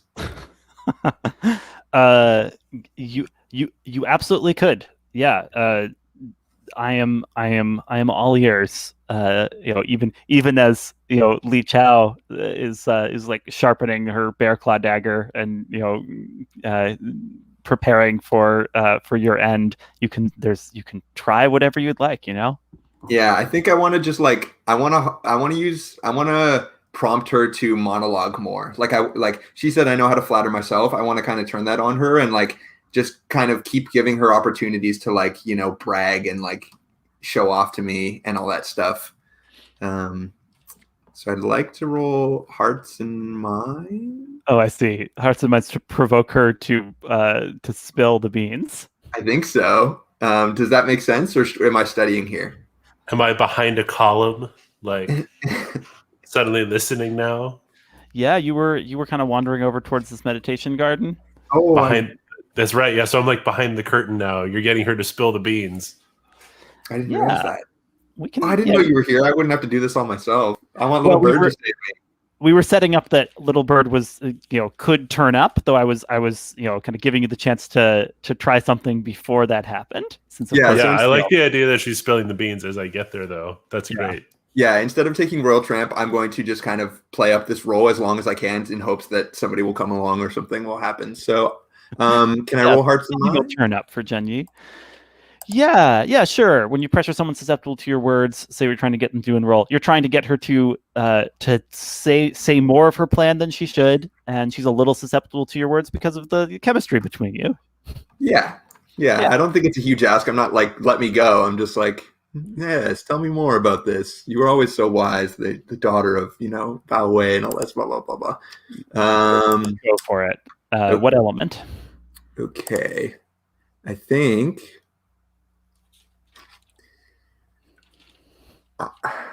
I'm using water here because, my metal's marked too. I think it's like my sort of flexibility and like even in this very dangerous situation, I'm kind of like using my fluidness to kind of like, string this on as long as I can.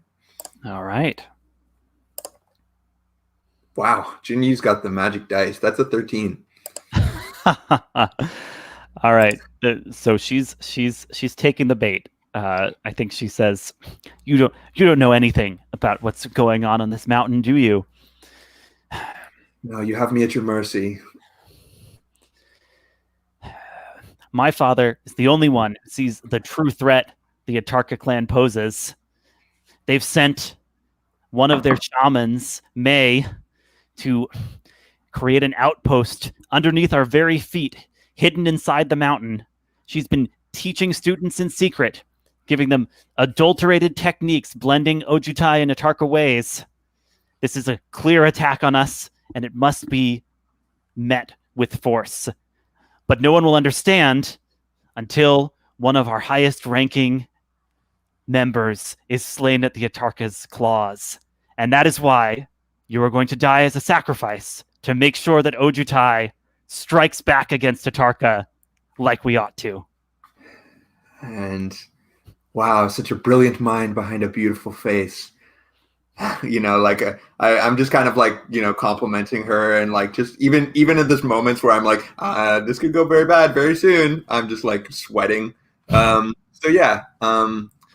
Little bird, you hear all this, and like if you like poke your head out and peek for a second, you see that Junyi is up in a net, and Li Chao is holding a knife.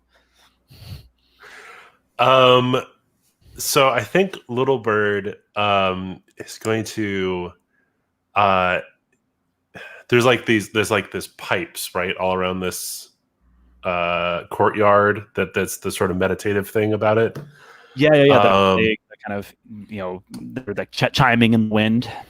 Yeah, he starts to blow on a couple of the pipes very specifically in a pattern, and this is what the mantis that we ride for battle are like. It's their battle call, and so he's just doing it subtly in the background and getting his mount to climb up the mountain. Oh, I love it. You're summoning your mantis. I'm summoning my mantis to climb up, and so I'm no match for Li Chao on foot, but with my mantis I might be okay. Okay, when you do something under pressure, roll. With an element, right? Let's have that overcome. Yes, you pick the appropriate element. Oh man. Normally I would go with fire, but I've marked that.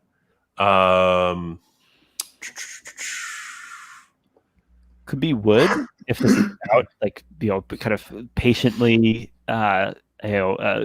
patiently calling for. Yeah, I'm waiting. I have to be patient because it's going to take a little while for my mantis to get here. Okay, +1. It's also very literal. They're all wooden. 7.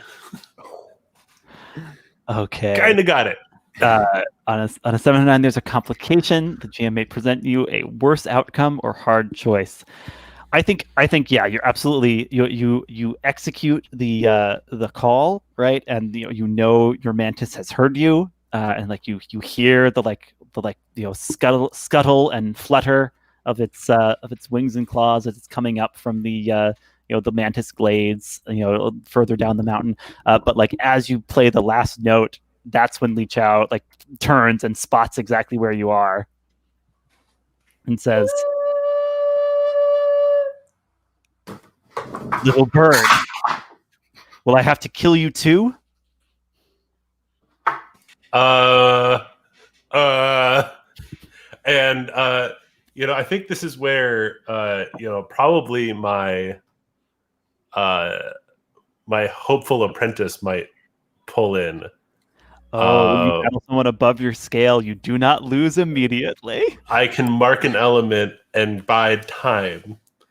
That's perfect. So what happens is, so like she like charges at you, and you are kind of like just like holding her off as like best you can, barely, right? But like as you're doing this, the like mantis like crests the mountain. And like, yes. What do you like signal to the mantis like, get Junyi out of the net or whatever? No, I like Junyi exactly where he is. Leave him in the net. I like the idea of like, she's swiping at you and you're using all of these hanging things to all the pipes. You're blocking with the chime. Yeah. I think like, maybe she knocks my staff. Yeah, she That's knocks my staff out of my hands, And so I grab another pipe, and she goes right through it, and now I have two, and I'm like doing a nunchuck thing. I'm just biding time. I throw one at her. She cuts it down, throws it to the other side. Right. I'm just trying to keep her distracted, and then I see my orchid mantis just like crawls up, and I'm like to the side, and I have to like so what battle element around. to I am going to mark. I don't want to mark wood because I'm gonna have to like duel her. I'll mark earth, which is caution. I'm no longer being cautious. throwing caution to the winds here? Exactly.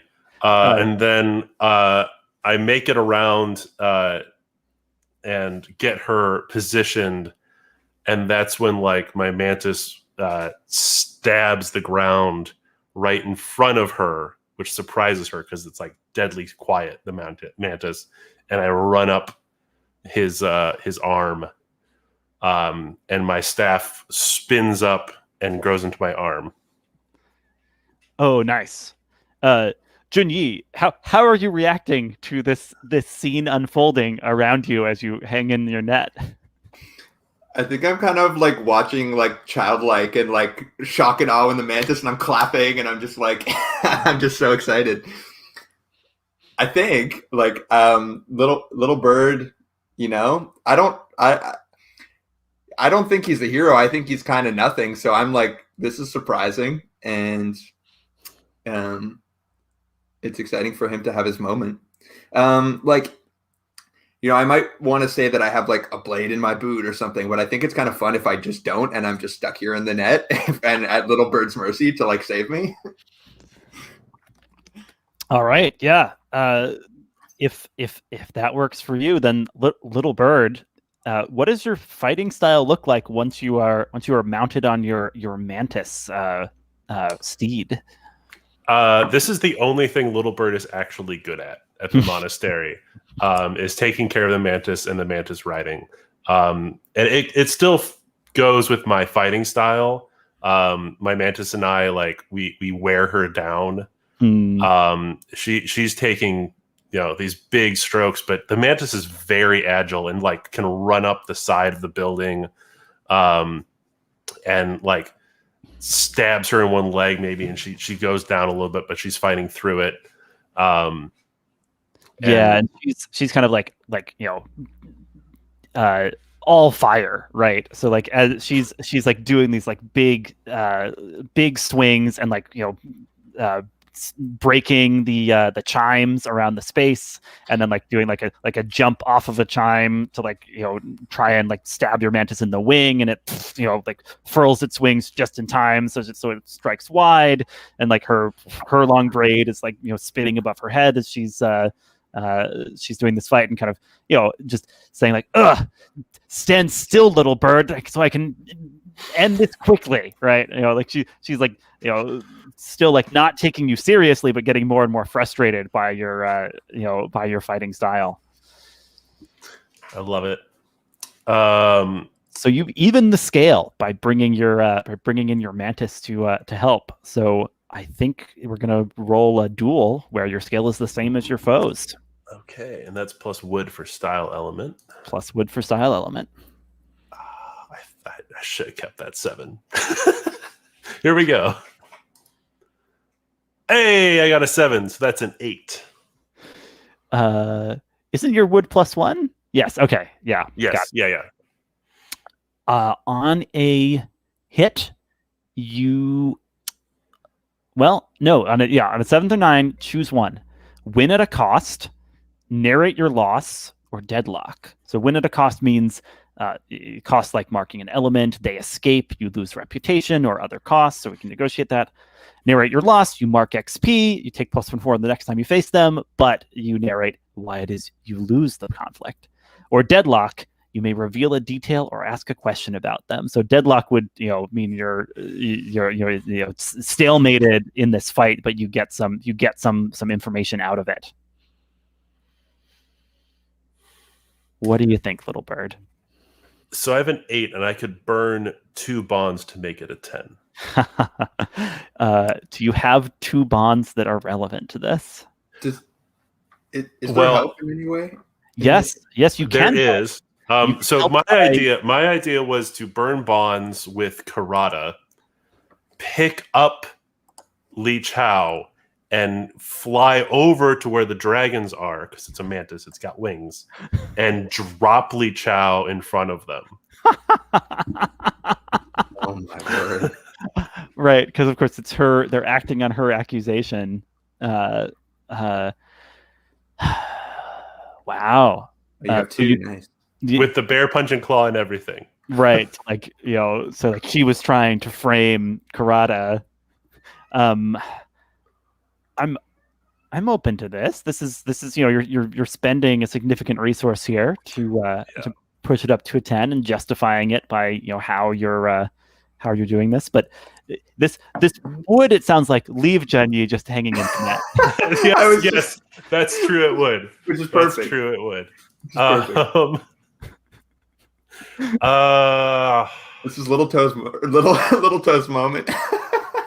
I didn't even do that in character. Yeah, Junyi, do you like cheer him on in any way, but also like get his name wrong in an embarrassing way in the process? Yeah, that's all the help was going to be, is me just like jeering or like cheering on little toe in this moment, like.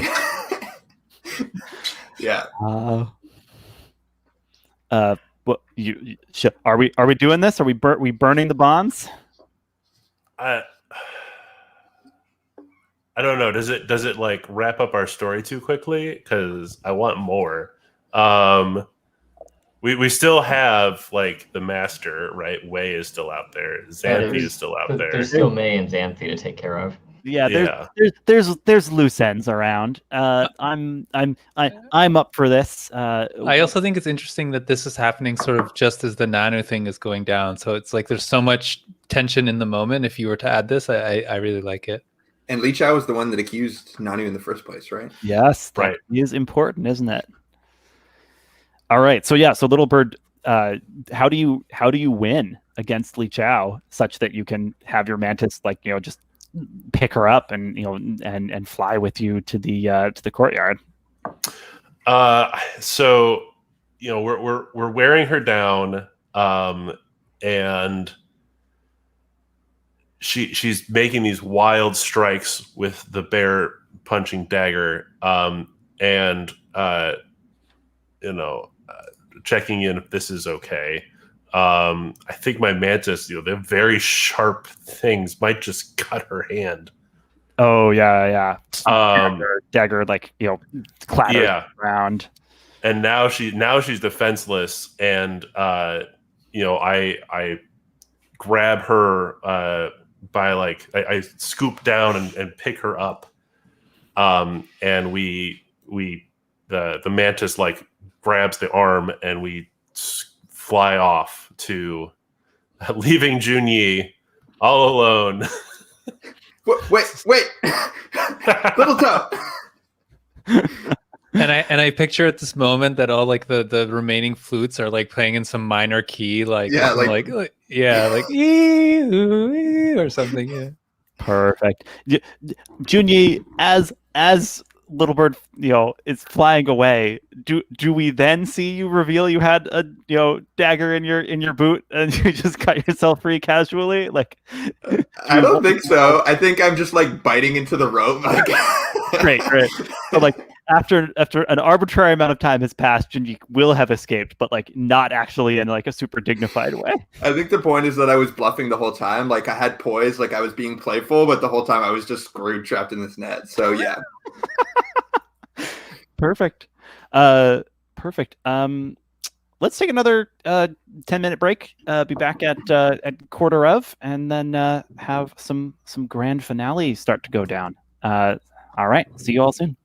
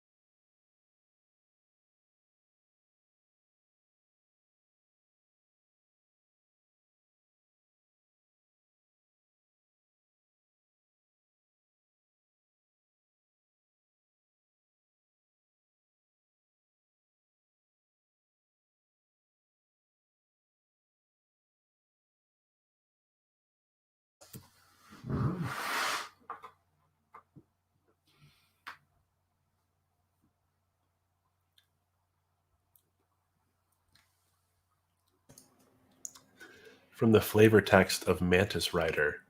Mantis riders know their mounts owe them no allegiance.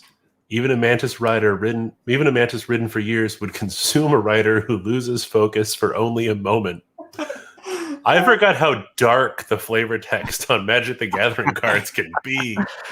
Oh man, thank you for reminding me of that. Now that's a good hard move to have, just to, in case things go badly while you're riding your mantis around. Little toe is devoured down to the little toe. A tragedy. Ooh, so sad. Yeah, there's so much in the mix. I'm excited to bring this all to a conclusion. I hope we can draw everything together. Everybody cool to drop back into play.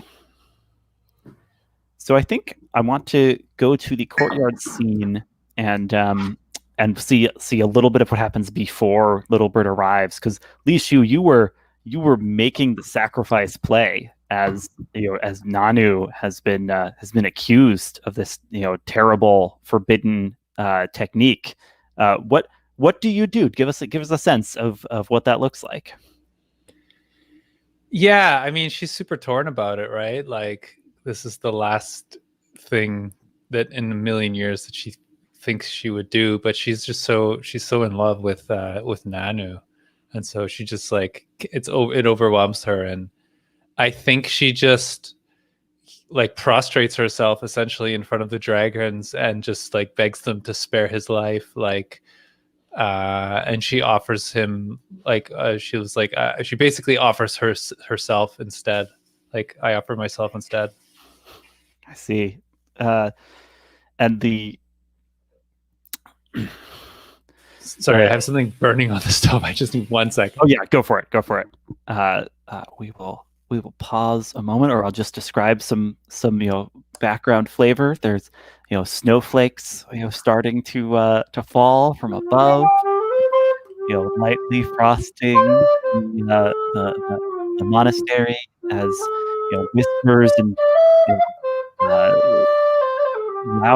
louder and louder kind of side conversations among the monks are starting, as people are shocked and appalled to hear about a ghost fire adept, and then to see Li Shu put herself on the line for the lowly and unworthy Nanu.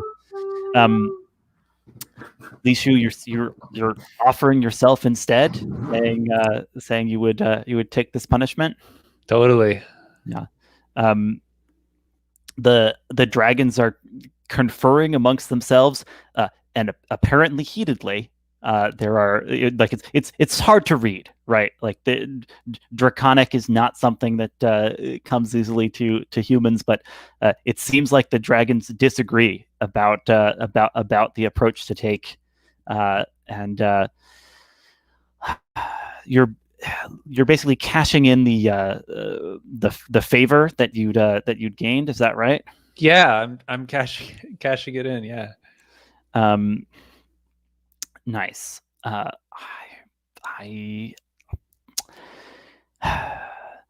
think how I want to play that is, as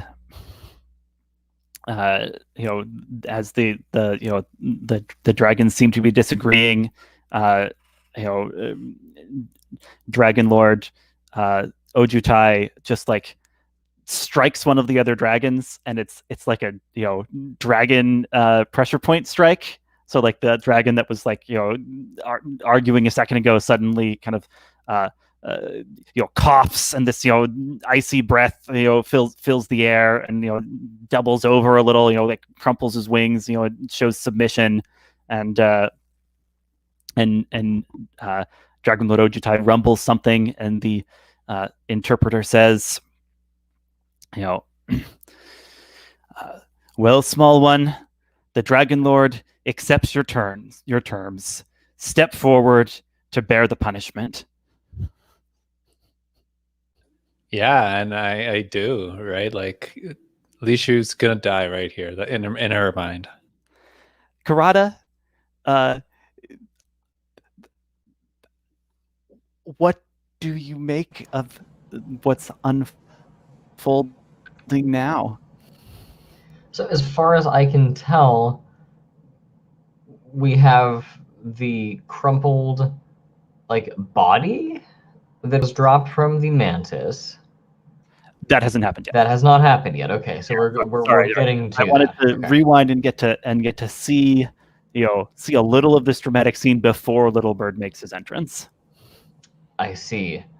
So out of character, that's about to happen. But I see.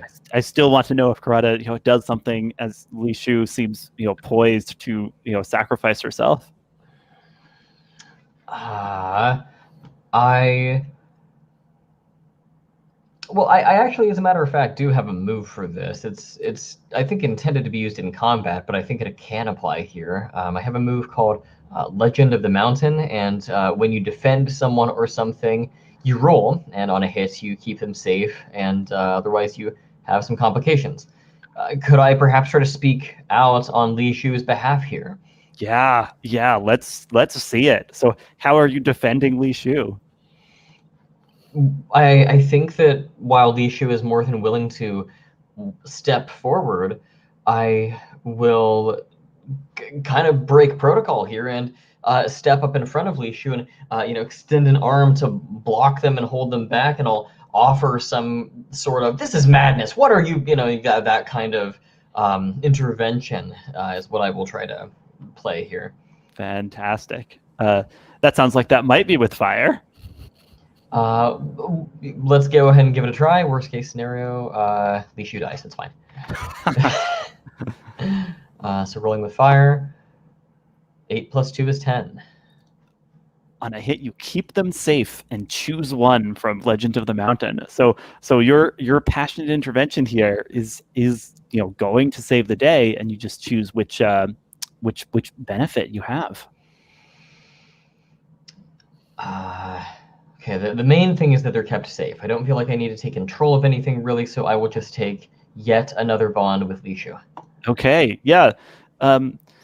Li Shu, how do you feel like indebted to Kirada as she steps in, or like what do you feel about this defense when you were ready to give up your life in this moment? So I haven't seen the reaction of the dragons yet. So from my perspective, Kirada has fucked up, and she's gonna get me and her killed. Yeah, so I'm like wincing. I'm like, oh God, now I got my friend Kirada into this. Like, I'm gonna die with this on my mind. Yeah, that's great. So as Kirada has stepped in, one of the dragons, impatiently opens his jaws, and everyone feels a little chill, right? As he's readying his icy breath weapon, and then slap, Dragonlord Ojutai just slaps him across the face with his wing, and and they have another dragon kind of coughing, ice as the Dragonlord, kind of stares serenely down at the two of you, kind of who seem now to be kind of jockeying to stand forward and be the sacrifice. And the Dragonlord rumbles something. It sounds almost like a laugh. You look to the birds to translate, and they shake their heads they've never heard this before. They don't know what this means. And right about then, Little Bird arrives on Mantis back. Does that sound right? Yeah, on some level, I'm kind of trying to get some clout with these people too, because if I really was a secret agent looking for their downfall, I would not intervene here. Yes, and that kind of chess moves, playing 4-dimensional strategy game thing is the sort of thing that Dragonlord Ojutai would respect. A mantis alights. Little Bird, you're what, drop Li Chao right in front of the crowd? What's the play here? Well, I'm not privy to all of what's actually transpired Yeah, here. you didn't hear the part where Nanu is a ghost fire practitioner and going to be executed, and Li Shu put herself forward instead. But I did hear that there is a secret monastery down below, and that Li Chao is part of it. And so Little Bird like drops her at this dais, right, where Kirada and Li Shu are there, and Nanu's there. Maybe a little bit confused about all of that. But immediately, like, I'm gonna like fall prostrate to the dragons, and like, Lord Ojutai, behold the traitor in our ranks. Li Chao, how she has fallen so far, but she did confess to me that this monastery below us where this heresy occurs. Yeah. She's like muttering, that's not what I confessed at all. You got it all wrong. And and then like Bao Wei, father of Li Chao and Li Shu, like stares down at Li Chao and says like quietly to her, but like all of the like main characters who are nearby can hear. He says quietly, "So you failed. Junyi lives." just putting that out there.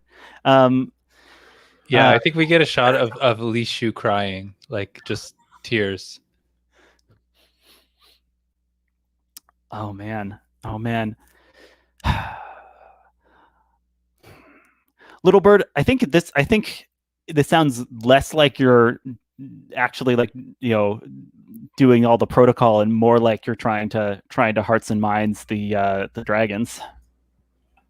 Yeah, I guess I am trying to hearts and mind the dragons. Oof.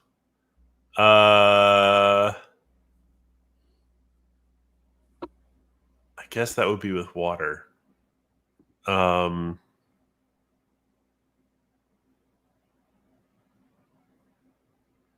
Yeah, nothing from wood really applies. So what you want them to you want them to kind of punish Li Chao and ignore whatever else they were doing, because this is the most important thing. Yeah, pretty much. I know Li Chao to be a traitor to this monastery. All right, go ahead and roll plus water. All right, that's an 11. Oh man.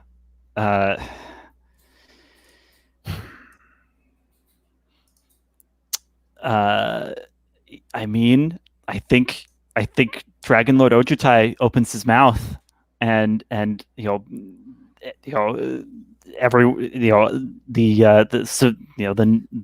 NPCs around like step back as he releases this blast of ice that encases Li Chao. Having judged her, and at that moment, Bao Wei, yells, "No, this farce has gone on long enough. The Atarka, they are the enemy." And just like losing control, he pulls out his own kind of bladed staff and charges at Kirada. I step in front of him. I like go to challenge my dad 100%. Okay, so you're stepping in to confront your father here. Totally, and I'm repaying Kirada 100%. Oh man, absolutely. I'm going to cut away. Junyi, you are spitting bits of thick rope out from the like undignified process of gnawing a hole in the net that Little Bird left you dangling in. I was hoping we would actually just cut back in on me still doing. I was hoping that was like the comedic cut, and then I show up again in my beautiful outfit somewhere else. What I want to know is when you get free, what's your next move? Wow. You know, there's corruption. There are enemies beneath our home. And I feel this sense of like Kirada, like, yes, challenge me to a duel next time we saw each other. But one, I like that. Two, I kind of feel like we're like in this together in this fight against this like, you know, dissident Atarka force. So, but like there's so much going down at the other place right now. I kind of want to like just focus on that until the next thing happens, and then Junyi can like just be wherever that is. But I'm like okay to not have focus right now. Okay, so you think maybe you're headed towards the courtyard, or you think you're elsewhere, and kind of when there's, you know, next a moment to see something new, we cut to what Junji's doing. I think I'd like to keep play moving, and I'll sort of let you know when I want to kind of like be present. It might be in the courtroom at some point, but if it's okay, I'd like to be just kind of like so like basically, you know, you can make an entrance into the courtyard because we believe that you've, you know, been making your way over there, and you'll just tell me when you feel like that might happen. As an idea, real quick, we never found out where Xanthi is. Okay. There's a Would she come across you in the courtyard as you're getting out of the net? I'm as an idea. I don't know. That's a good idea. I think I am really interested in Kirada having that sort of showdown, because we already had it once, and like that's in the movie, that's got to happen again, right? Mm-hmm. Like it is my sister, but I'd be more interested if I was able to fight like the master of this other style, May or something. Yes, everyone's negotiating which final boss do they get to fight. But I could take Tracing Shadow and spend time interacting with someone to read their web of connections. Okay, that's not what that move says. Here's another move. When you hunt someone, roll. On a hit, you know exactly where to find them and can track them until you do. Oh, I mean, you could definitely hunt Xanthi. And certainly that could be in the hopes of, you know, finding the higher ups of this conspiracy. And maybe like the location of the underground, you know, monastery, that might be an end hope too. Yeah, maybe I like return to our home and I like go through her stuff and I like use our like familial connection to track her down. Yeah, why not? Cool. Yeah. So while like, you know, drama is unfolding in the courtyard, Junyi is not trying to be the center of attention, but actually like using his head to follow some of the clues that have been that you've been picking up. So, yeah. What playbook is this move from? It is from the Loyal. Nice. On a hit, you know exactly where to find them and can track them until you do. This seems pretty out of character. I hate to be constantly so waffly. I'm still figuring out this beautiful boy, but I feel like he's gone through some character development. He's realized the you know, that sometimes the dragon needs to be stealthy too. So true. Great. Well, I will roll with my metal is still blocked. I've never unblocked an element. Yeah, you guys were hanging out near each other at the beginning of the session. I was like, oh, so is that a comforter support? And you're like, nah, I don't accept that. I want to be comforter support. I'm like, okay, well, I guess we'll be all out of elements by the end. Yeah. I think I tried. You did. That's true. You rolling what do you think? This might be Earth. Caution, focus, presence. Also, it's an underground monastery under the earth, so it might well be Earth, which is a -1. What happens? It's a 10. Even with the -1, it's a 10. Yeah. Oh, that's beautiful. This boy is blessed. So yeah, you basically you go through her things and you find, you know, the like secret diary of her like training with May. Right, and you're like, she wrote in that stupid code we came up with when we were kids. I can decipher this, no problem. Yeah, I'd like if the show was to frame this as like I'd like a detective sort of montage where it's like, all this like pensive music and Junyi like trying to connect clues, but in the end it's just so profoundly simple. and I'm just like sitting flipping through her diary, like making notes, and then I open to a page and it just like has a picture of the monastery and like a map points to where it is or something. And I'm like, perfect. Beautiful. Yeah. On a hit, you know exactly where to find them and can track them until you do. On a 10+, they're not alerted, and you take +1 forward against them. So yeah, do you immediately proceed to this to the underground monastery that you find via these clues? I don't know if I want to go there alone. I think maybe we shift back to the courtyard, and then I can maybe intercept people if that drama is coming to a head, or just kind of see how that plays out. Like, grab someone, and be like, "Come on, I found the place." Yeah, we'll see how they come together, but I want to see where this goes to get everyone involved. I'll tell you what you see is, based on the map that you found, is this this underground complex includes tunnels beneath your feet, but also tunnels that go up in one of the nearby mountains and lead up to the summit of the mountain too. Oh, yeah. And maybe the plus forward is represented by like a few of May's teachings, like written in the book, so I have a clue of like how she fights and teaches and stuff. Ooh, I like it. That's cool. All right. Back in the courtyard, we've got a frozen sister. We've got, angry dragons. We've got Li Shu stepping up to fight her dad. And, Bao Wei is saying, "This isn't how it was supposed to go. Today was to be the glorious triumph against the Atarka clan. Your sister has ruined everything, and now you are standing against me too?" Oh, you're muted. Yeah, I think Li Shu is just her. She's crying, and and she just takes a stance, to fight, but she doesn't know words. She's speechless. He says, "Then so be it," and he swings at you with this bladed polearm. Li Shu, what does it look like when you fight your dad? I mean, yeah, what does it look like? That's a good question. I think like she I think we see it in her, like, because her style is so much about psychological warfare and these little things, but her heart is like so torn, and so her fighting style is so affected, right, by this. I think she's like, at first she's like pulling punches and like maybe taking hits.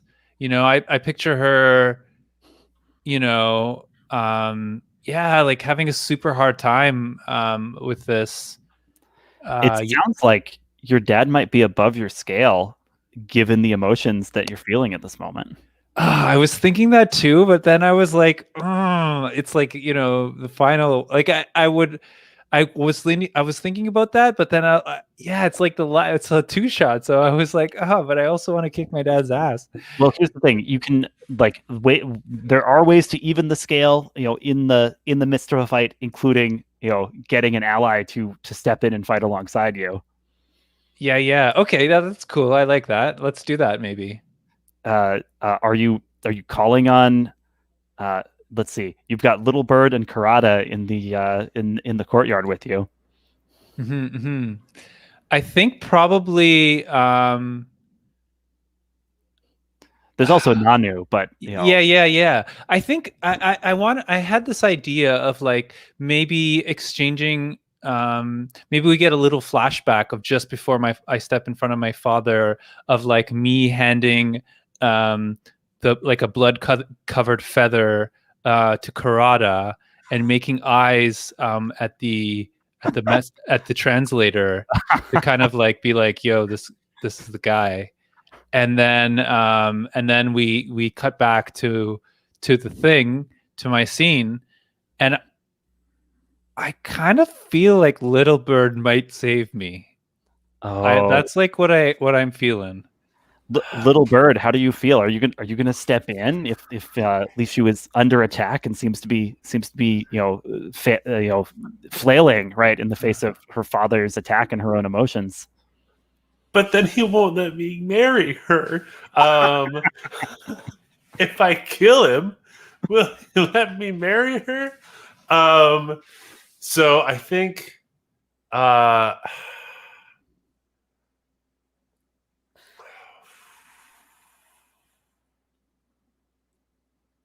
oh yeah, I think I will step in. Um but I'm not sure I want to duel him. Well, here's the thing. I If you, I was kind of positing that you stepping in might just be what gives Li Shu the ability to duel him on an equal scale. Right. I have and if Jan, if you want to have this fight and fight your father, I'm good with it. I'll add to your scale. I also have Blade Heart, where I could try and talk your dad down off of his ledge, and I'm open to either option. Whatever you want, I'm happy to assist in the narrative. Yeah, like what is it? So let me understand that. How does that work? What does it do? So Blade Heart is when you attempt to change the loyalty or purpose of a worthy agent of the villain, which is up to Alexi whether or not the father qualifies.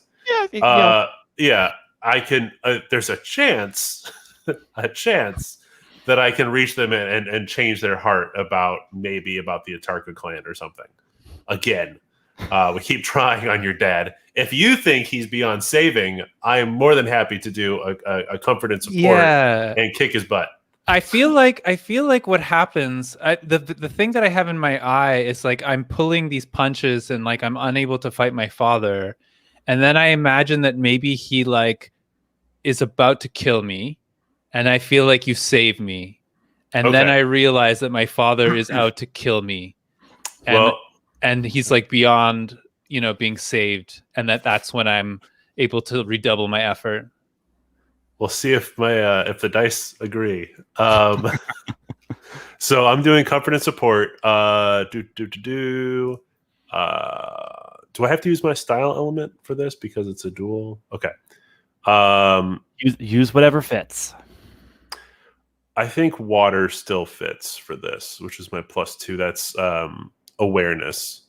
I think I'm aware that Li Zhu will not, unless somebody stops, unless somebody inspires her, is not going to stand up to her father on this. So you're stepping in to support her by like blocking this blow, and like are you saying something too?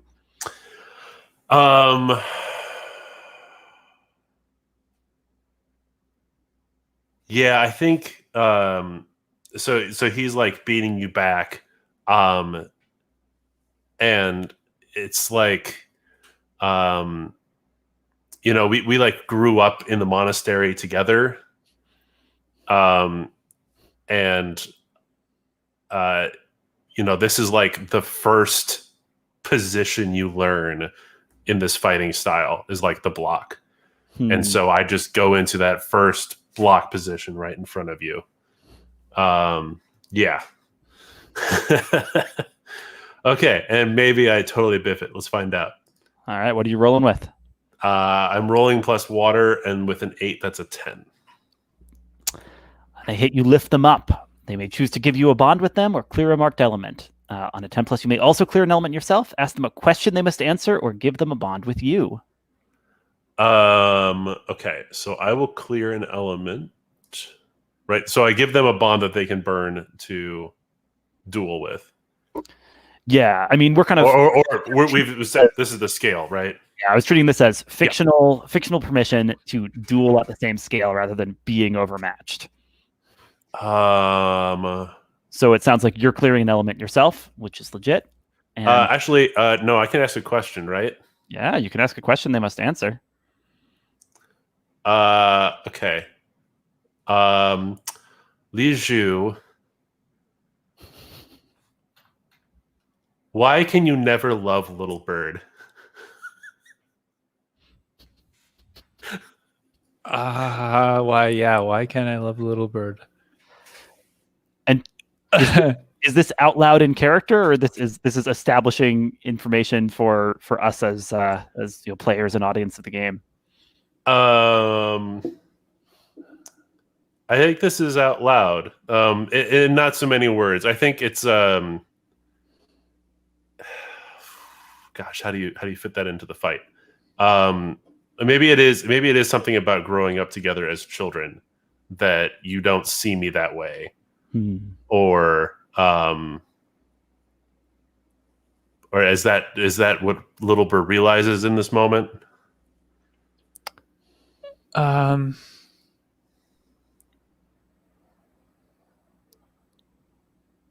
I feel like I think what's like, maybe when in her moment that she's gonna die, I think she's just looking at Nanu. And it's really that simple. It's like she just loves Nanu. I love it. Roll to kill your father. Li Shu, yeah, you saw him, striking with deadly aim. Little Bird stepped in, bought you a moment. What do you do? I burn my relationship with Nanu, and I get heartened by like the image of like this beautiful thing for me, and I kick my father's ass, or I try to at least. All right, so you're dueling someone who, and we'll say that the scale has been evened by Little Bird's intervention. Go ahead and roll plus your style element. Yeah. Okay, so I get 2 dice, and I get a +1 because of the burning. Is that how that works? Oh, you're burning a bond for a +1. Yeah, I wanted to say that because the idea is, because it's funny, it's called burning, which sounds like it's negative, but I think you can fictionally position it as you can hearten yourself as a result of is that right? Yeah, you're tapping into the bond to gotcha on the move. Yeah, so I think that's what's happening is, I'm looking at Nanu and I'm picturing, and Little Bird is looking longing at me, and I'm looking longingly at Nanu, and I'm crying, and I just become incredibly determined. So here we go. Let's see what happens. So this is going to be +4. I better fucking kick my dad. Because your style element's +3. Yeah, exactly. Here we go. Or the maximum you can roll. 11. What does it look like when you defeat your dad? How does it look like? I mean, I don't think it's anything. Like, I think it's just one shot. Like, I think it's just Little Bird blocks, and then I make eye contact with my father, and it's just one single blow to the neck, and that's it. Oof. And the fight is over. And this is atypical, right? Because our style is all about little blows and like psychological warfare, and this is just like Junyi style, like, actually it's not quite Junyi, because Junyi, I feel like maybe it's Kirada style. Maybe that's what it is. Maybe it's like something that I learned from Kirada. Just an Atarka type punch. Yeah, exactly. That's what it is. It's an Atarka move, which I think is so fitting, right? Yeah. Beaten by his own technique, by his own daughter, or like the technique he was fighting against. Yes. Yeah, I love it. There's, there are gasps from the assembly. Kirada, you got handed this bloody feather. I think you also notice,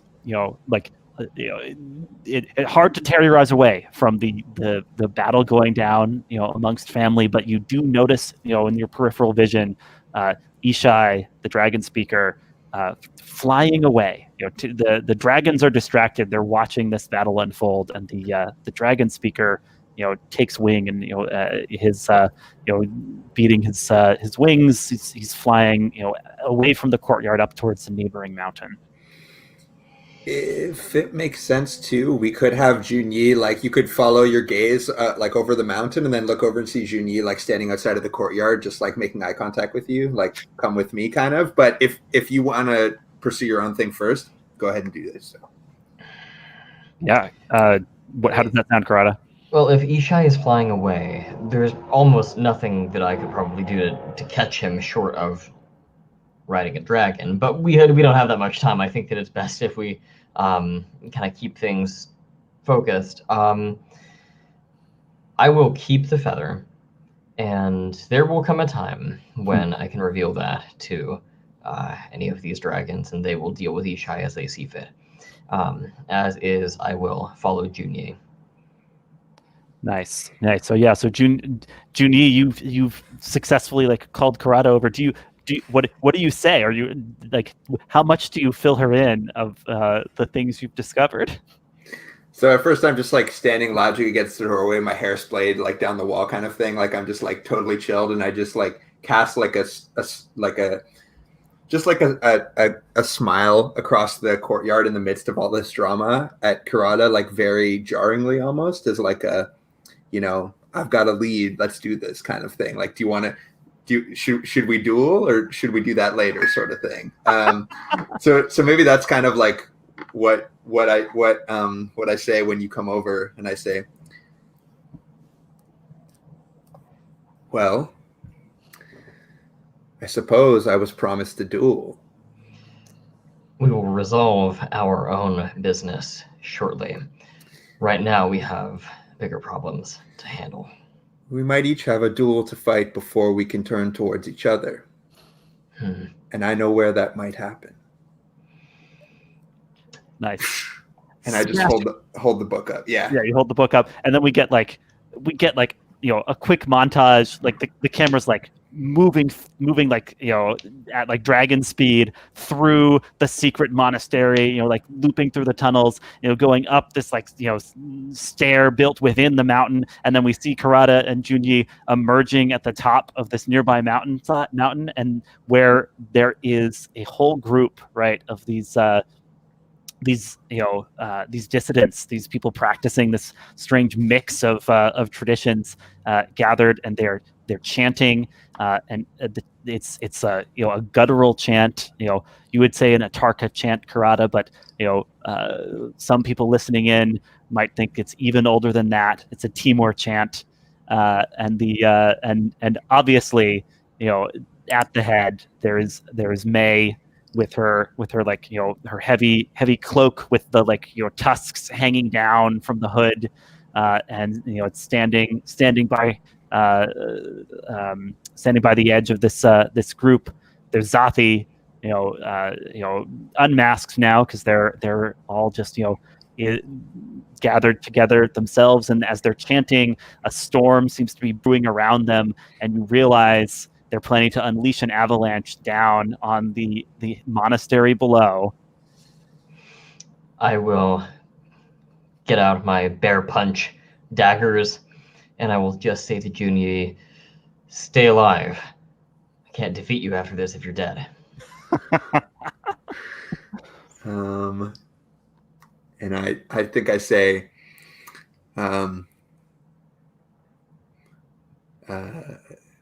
we're at the place where dragons roost.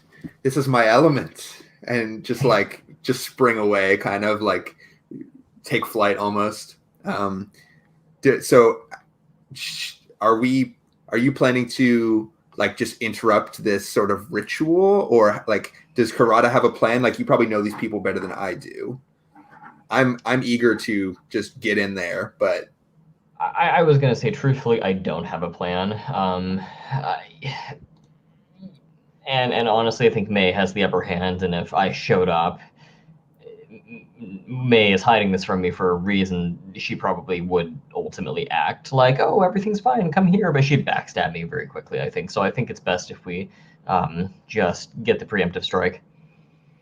I am looking for Zathi, though. She's the one she's my mark. All right, yeah, the one you tangled with before. Do you get like some kind of like nod from Junyi that it's all right to fight his sister? See, so I think I didn't choose loyal. That's true. I think I care in some respects about family, but Junyi doesn't strike me as the type to be like so sentimental. Like he's just about climate. He's about proving himself, and he's about the grace of fighting, and he cares about people. He's not, again, he's trash, but he's not totally reprehensible. But um,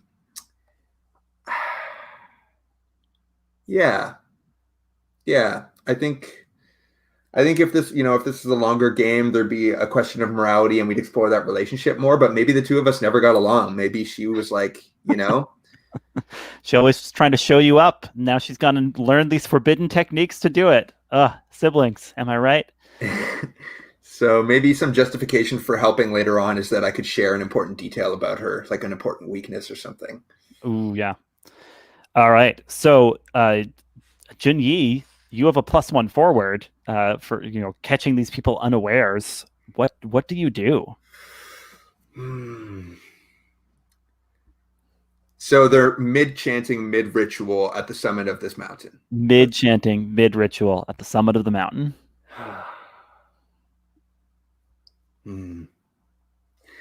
Well, we've alluded to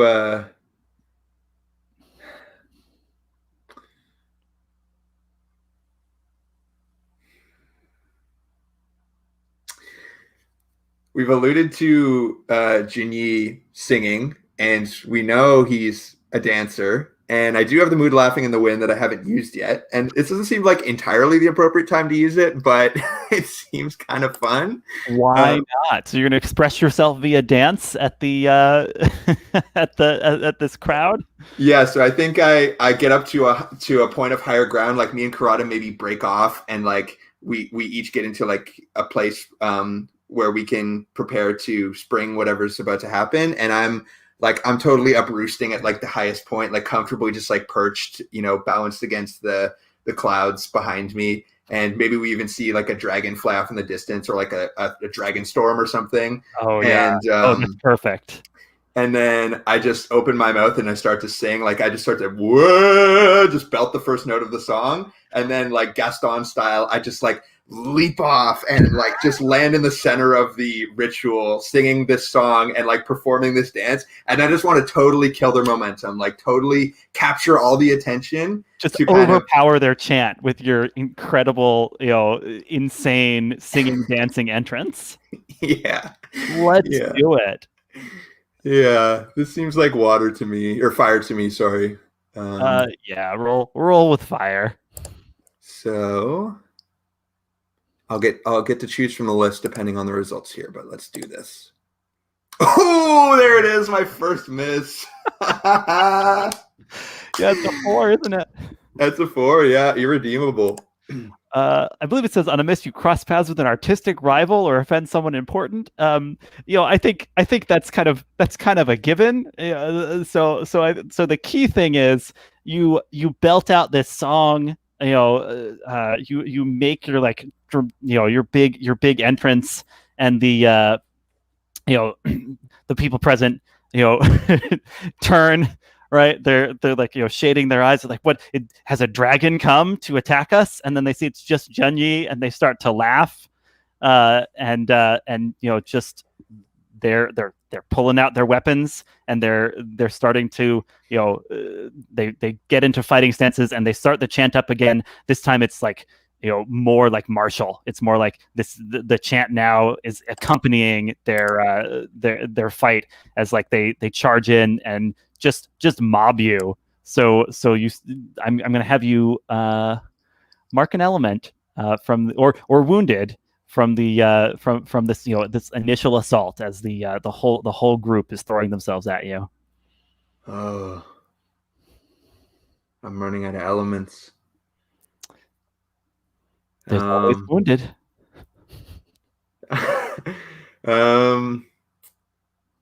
It feels like a cop out to mark Earth.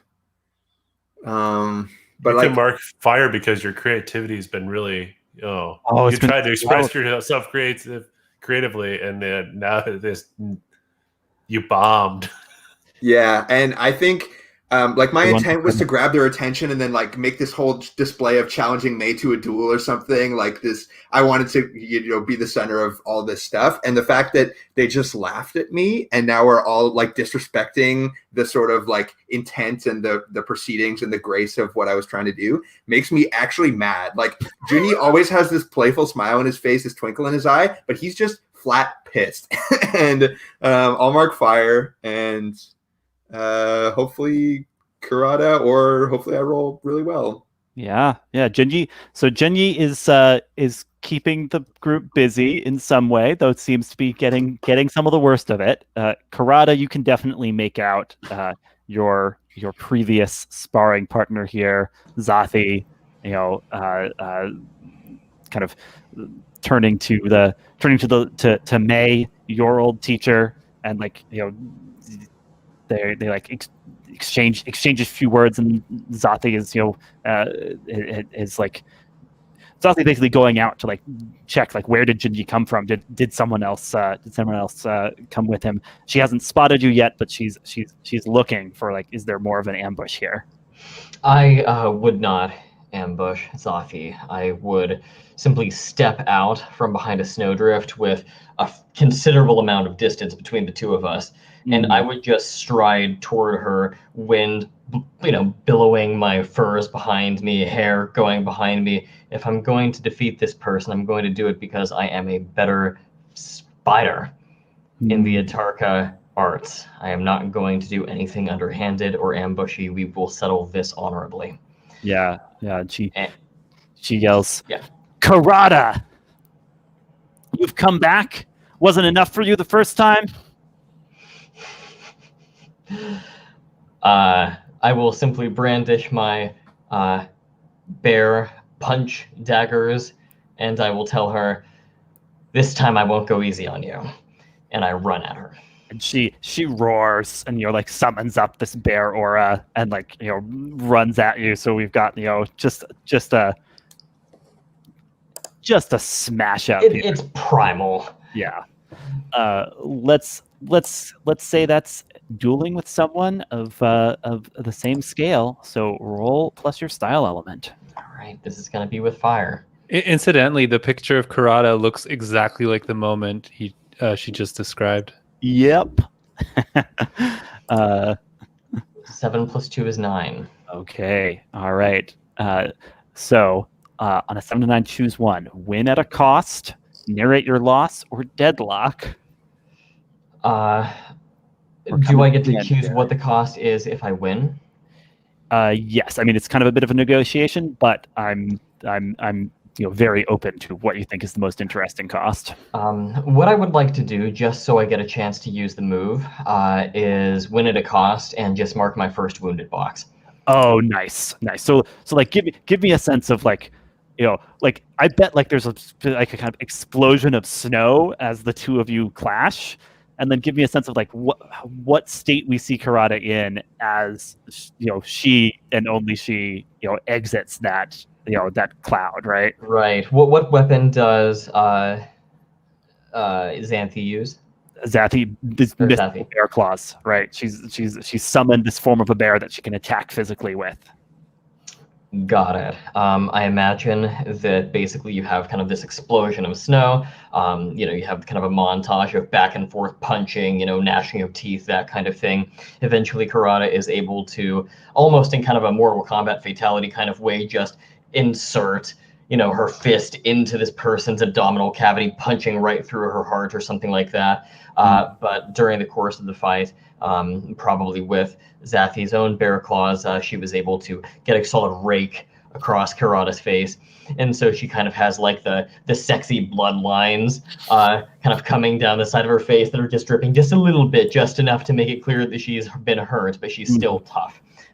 So she's roughed up, but not formally wounded, as she stalks, leaving bloody footprints, boot prints in the ground behind her as she moves off towards the rest of the fight to continue onward. All right, so you get to mark your first wounded box that doesn't have the wounded penalty to it. While all of this is happening, at the peak of the mountain, down in the courtyard, people are catching their breath. I think people are probably like, some people are running about in confusion because they've just seen their respected teacher Bao Wei felled by his daughter. But the dragons are looking on as if they're still taking this in and judging it. Nanu runs to you, Li Shu, and says, "Li Shu, you've given up everything for me?"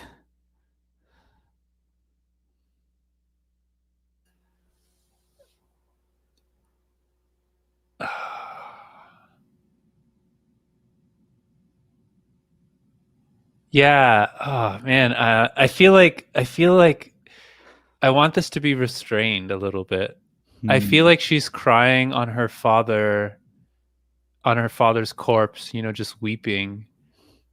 And then he says this kind of over her.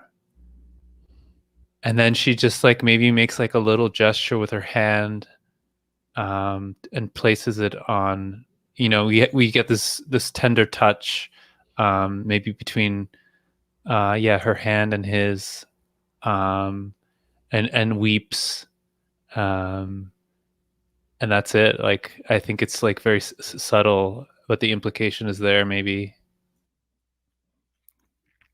Yeah, absolutely. And he says, "Li Shu, I'm not worth all this. It's true what they say. I've learned the forbidden ghost fire technique. My grandmother passed it on to me. She made me promise, but I promised myself I would never use it. But still, I'm guilty."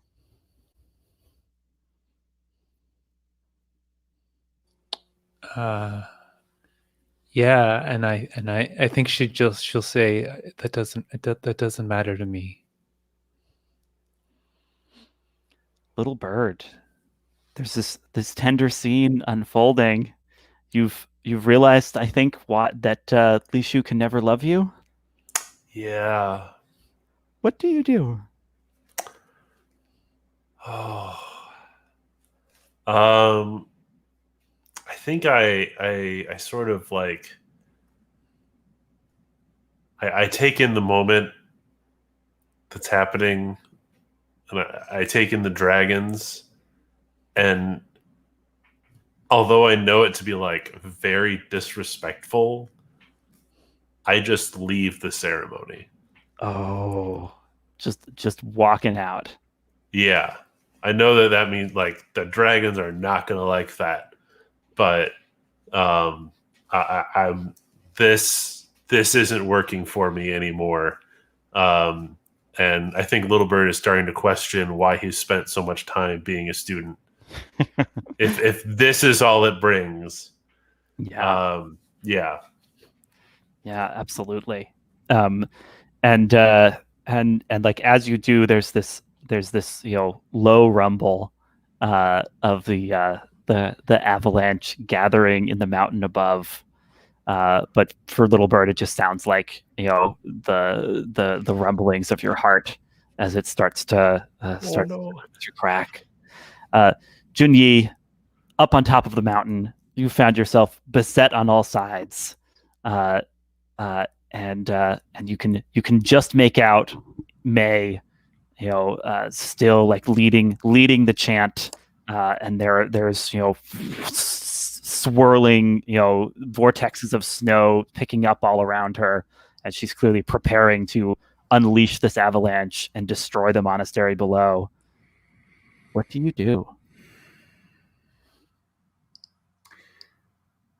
Well, I can always fight through all these troops, but what all Junyi wants in this moment is to do style against style. He wants to he's desperate for a duel, and his initial move didn't get that, and there might be things he has to go through to get to that place, but that's what he wants. So I wonder if I could maybe like try to impress May enough to kind of give me a chance by just dispatching the few goons that are near me, or by continuing my like spirited breeze dance despite this avalanche and the pressure around me. What do you think, Alexi? Interesting. You're hoping to basically you want to get her to duel you. Because that might be hearts and minds, It might be hearts and minds, huh? right? Like you're trying to make it so she has to fight you. Yeah, I am, and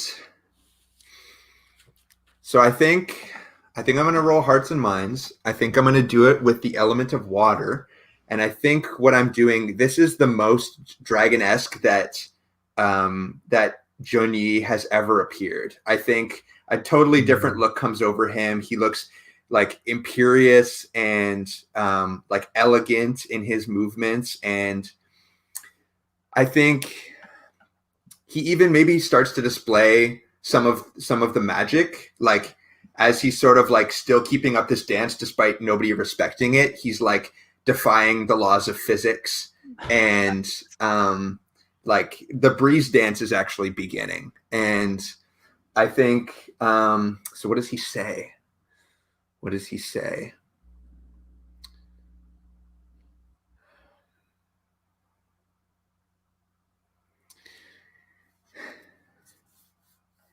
He says,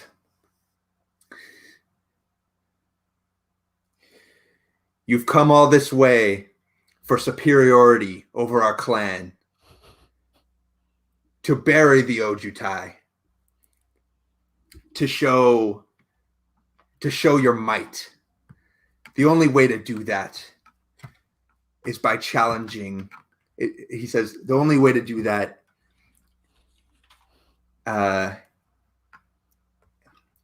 is by triumphing over our style." And like I think like, yeah, he wants to basically say that, like, you're a Tarka, you are the most direct kind of like forceful people. If what you want is to prove your superiority, don't do it by like this underhanded ploy. Do it by fighting me right now in front of all your people, right? Nice. So he's like calling out their honor as a Tarka. Yeah, absolutely. And I think that is that might be the way to get through. Go ahead and roll that hearts and minds. So I had a +1 forward for Zathi. That was probably burned with the last one. We didn't discuss it, but like I assume it just made my roll a 5, right? Instead of I forgot. Yes, because of the good hit on the track them down roll. Yeah, I think a +1 forward is usually just the next roll, right? So I still have a couple bonds here that I can use, and I have a +2. Is with Zathi, you might want to burn that is in your kind of, as you like channel your complicated feelings about her since Kirada has just punched her through the heart. Yeah, that can happen after the roll, right? Yes, you can burn bonds after the roll. Here goes. Okay, so it's an 8 total. What's a mixed going to get me here? They won't necessarily bow to my words, but these things will happen. So what I want is for them to bow to my words. So I could burn both bonds here. Might be what you want to do. I think it is. So I'm burning my bond with Zathi, representing my like frustrations with her sort of betrayal of our people and our way of life, and her like seemingly choosing this like style over what we are supposed to be, right? The gifts our parents passed on to us, the wisdom that our dragons have kind of bestowed onto us, right? Yeah. And then my bond with Li Shu, I think it's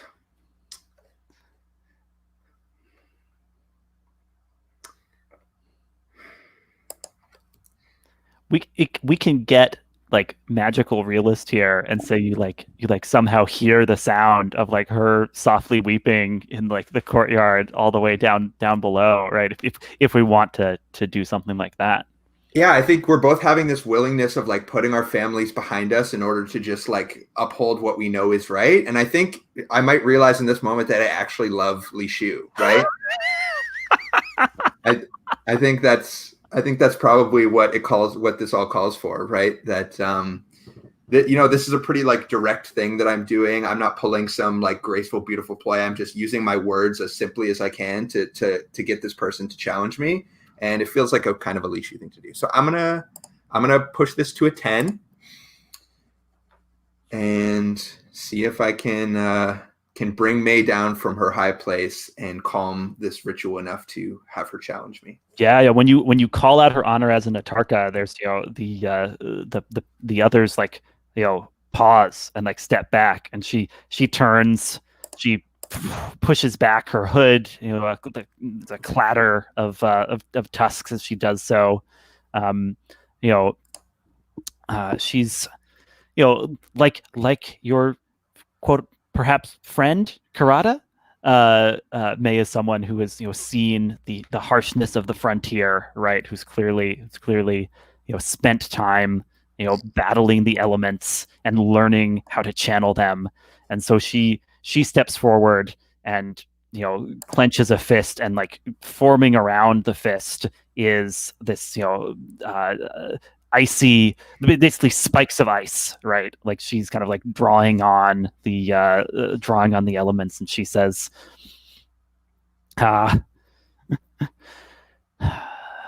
what is it that they call you?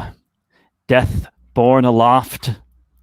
We shall see if your name holds true when we fling you down upon your monastery below. And she's going to fight you. And then I say, we dance. I think the two of you are even scale. Cool. I would also be happy. Like, I would like for Kirada to at least be involved. Like, the initial foray might be Junyi against May. I would be okay being outmatched, and then Kirada kind of coming through. I'm also happy to just be even scale and roll it. Where I know we're coming close to 11 here, so. Yeah, I mean, we can work it into the flavor either way. Kirada, do you want to step into this fight as well? I think that it is perfectly fine for this to be spotlight on Junyi. If need be, I can always do a comfort and not comfort, but a support roll if it comes down to it. But otherwise, I'll let you have this one. Cool. So I just linked the card Dance of the Skywise, and this is very much how Junyi is going to kind of appear, like his form while he's fighting, with like, his limbs and his toes pointed straight, and his arms in like these graceful movements, and his robes kind of fluttering out all around him. And I'd like to kind of have the air and the snow kind of whirling up around him to kind of like demonstrate his use of the forms and of the elements around him. Nice. I love that. And the flavor text of this card is, the Ojutai believe in the great wheel. Those who best serve the Dragonlord are destined to be reborn as dragons. So this card really represents everything Junyi aspires to. Yes. So I'm dueling. My first duel roll. Wow. I can't believe it took this long. But on the mountaintop, May versus Junyi. Crazy, we're gonna have to do another one right after when I fight Kirada. Just kidding. Okay, I'm gonna roll with water. I have no bonds left. I have no recourse. It's just a +2 roll. Let's do it. Oh no. That's a 4. That's snake eyes for everyone watching at home. Oh, that is snake eyes. And even if Kirada helps, that can't bring you up to a hit. Yeah. So there's no 6- results. So it's on you, Alexi. Go as hard as you want. It's on. Yeah. You are graceful. You are beautiful. You are fighting like a dragon. And for a moment, you think you're winning, before you realize that she's gotten past your defenses and she's flung you over the side of the mountain, and you see the monastery getting closer and closer. And I'm up to, at this point, open up to epilogues. Can I add one thing to that? Yeah, I mean, before an epilogue. It's basically it's immediate, but it's probably the epilogue. Yeah. Tell me. So Junyi is flung from the mountain with force, right? Like all the strength of a bear. He's just like his attack is totally redirected, and all the strength is put into it. And I think he's soaring through the air, like the snow is stinging his eyes and his face, but he looks graceful and serene, and his arms are spread behind him, and he's almost exultant in his final moments. And what he says is, "Finally, flight." And yeah, that's the cut on that. And then we probably like fade, and then we open on the other characters' epilogues. Yeah, absolutely. Little Bird, I want to turn to you first because it sounds like your epilogue might be bringing you away from where our story has kind of been unfolding. Is that right? Yeah, I think Little Bird is next seen. It's a mountain still, but it's not the cold, snowy, frozen mountains. And he's making his way very gingerly down footholds and handholds that have been cut into the stone, and he's just very carefully going down. And up above, you see like a very small training dojo, and behind him are a bunch of students. And on his back, instead of just the one staff, he has 5 staffs. And so like the white staff still has the wind spirit, but he has a spirit now for fire, and a spirit for earth, and a spirit for water. And he's training new students in his own way. With all 5 colors. Amazing. Yeah, that's a good shout out for our for Magic the Gathering fans out there.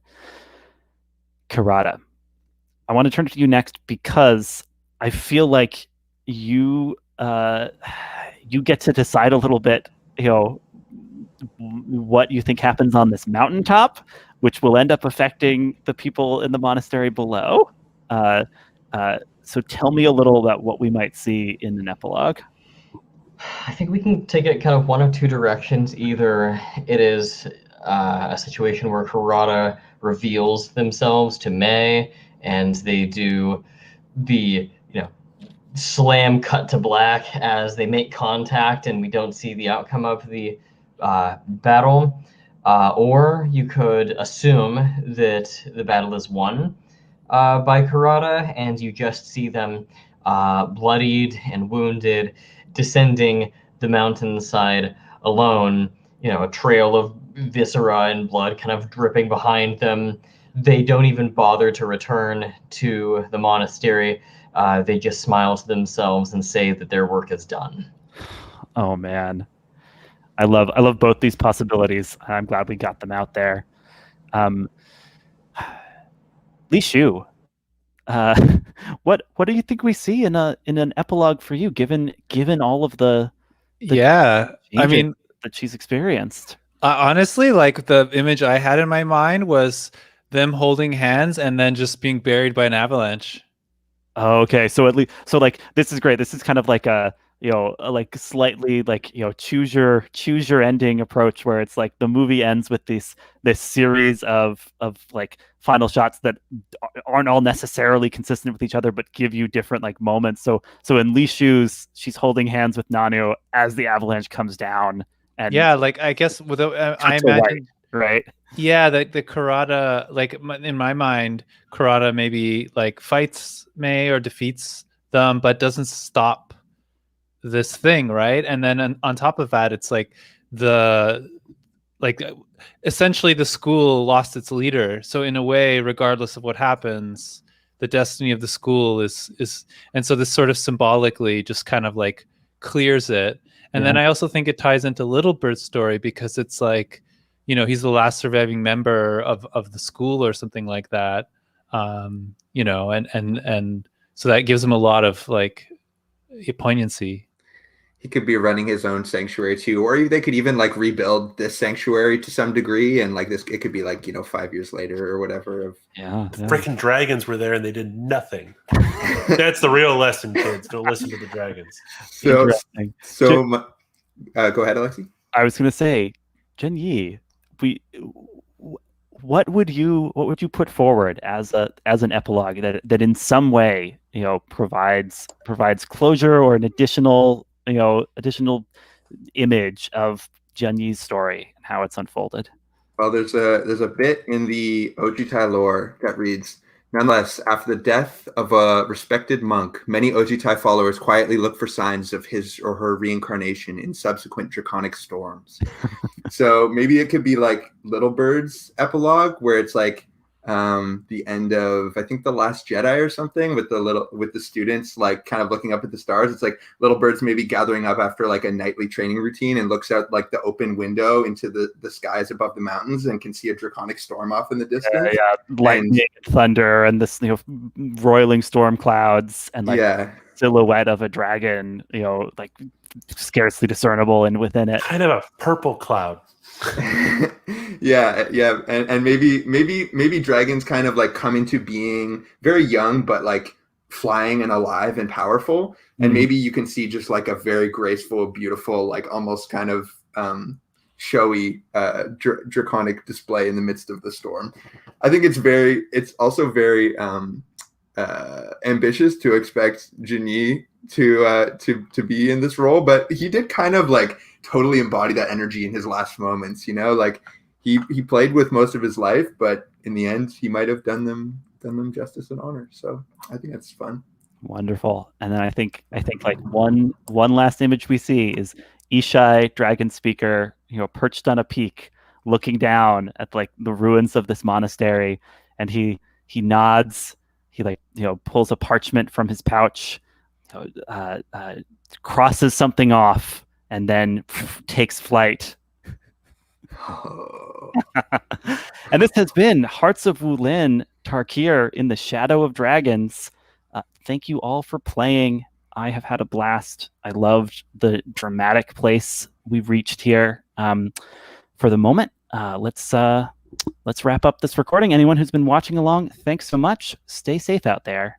And I don't have a great like magic-y sign off, so I'll just say you know, play awesome story games with awesome people. I highly recommend it.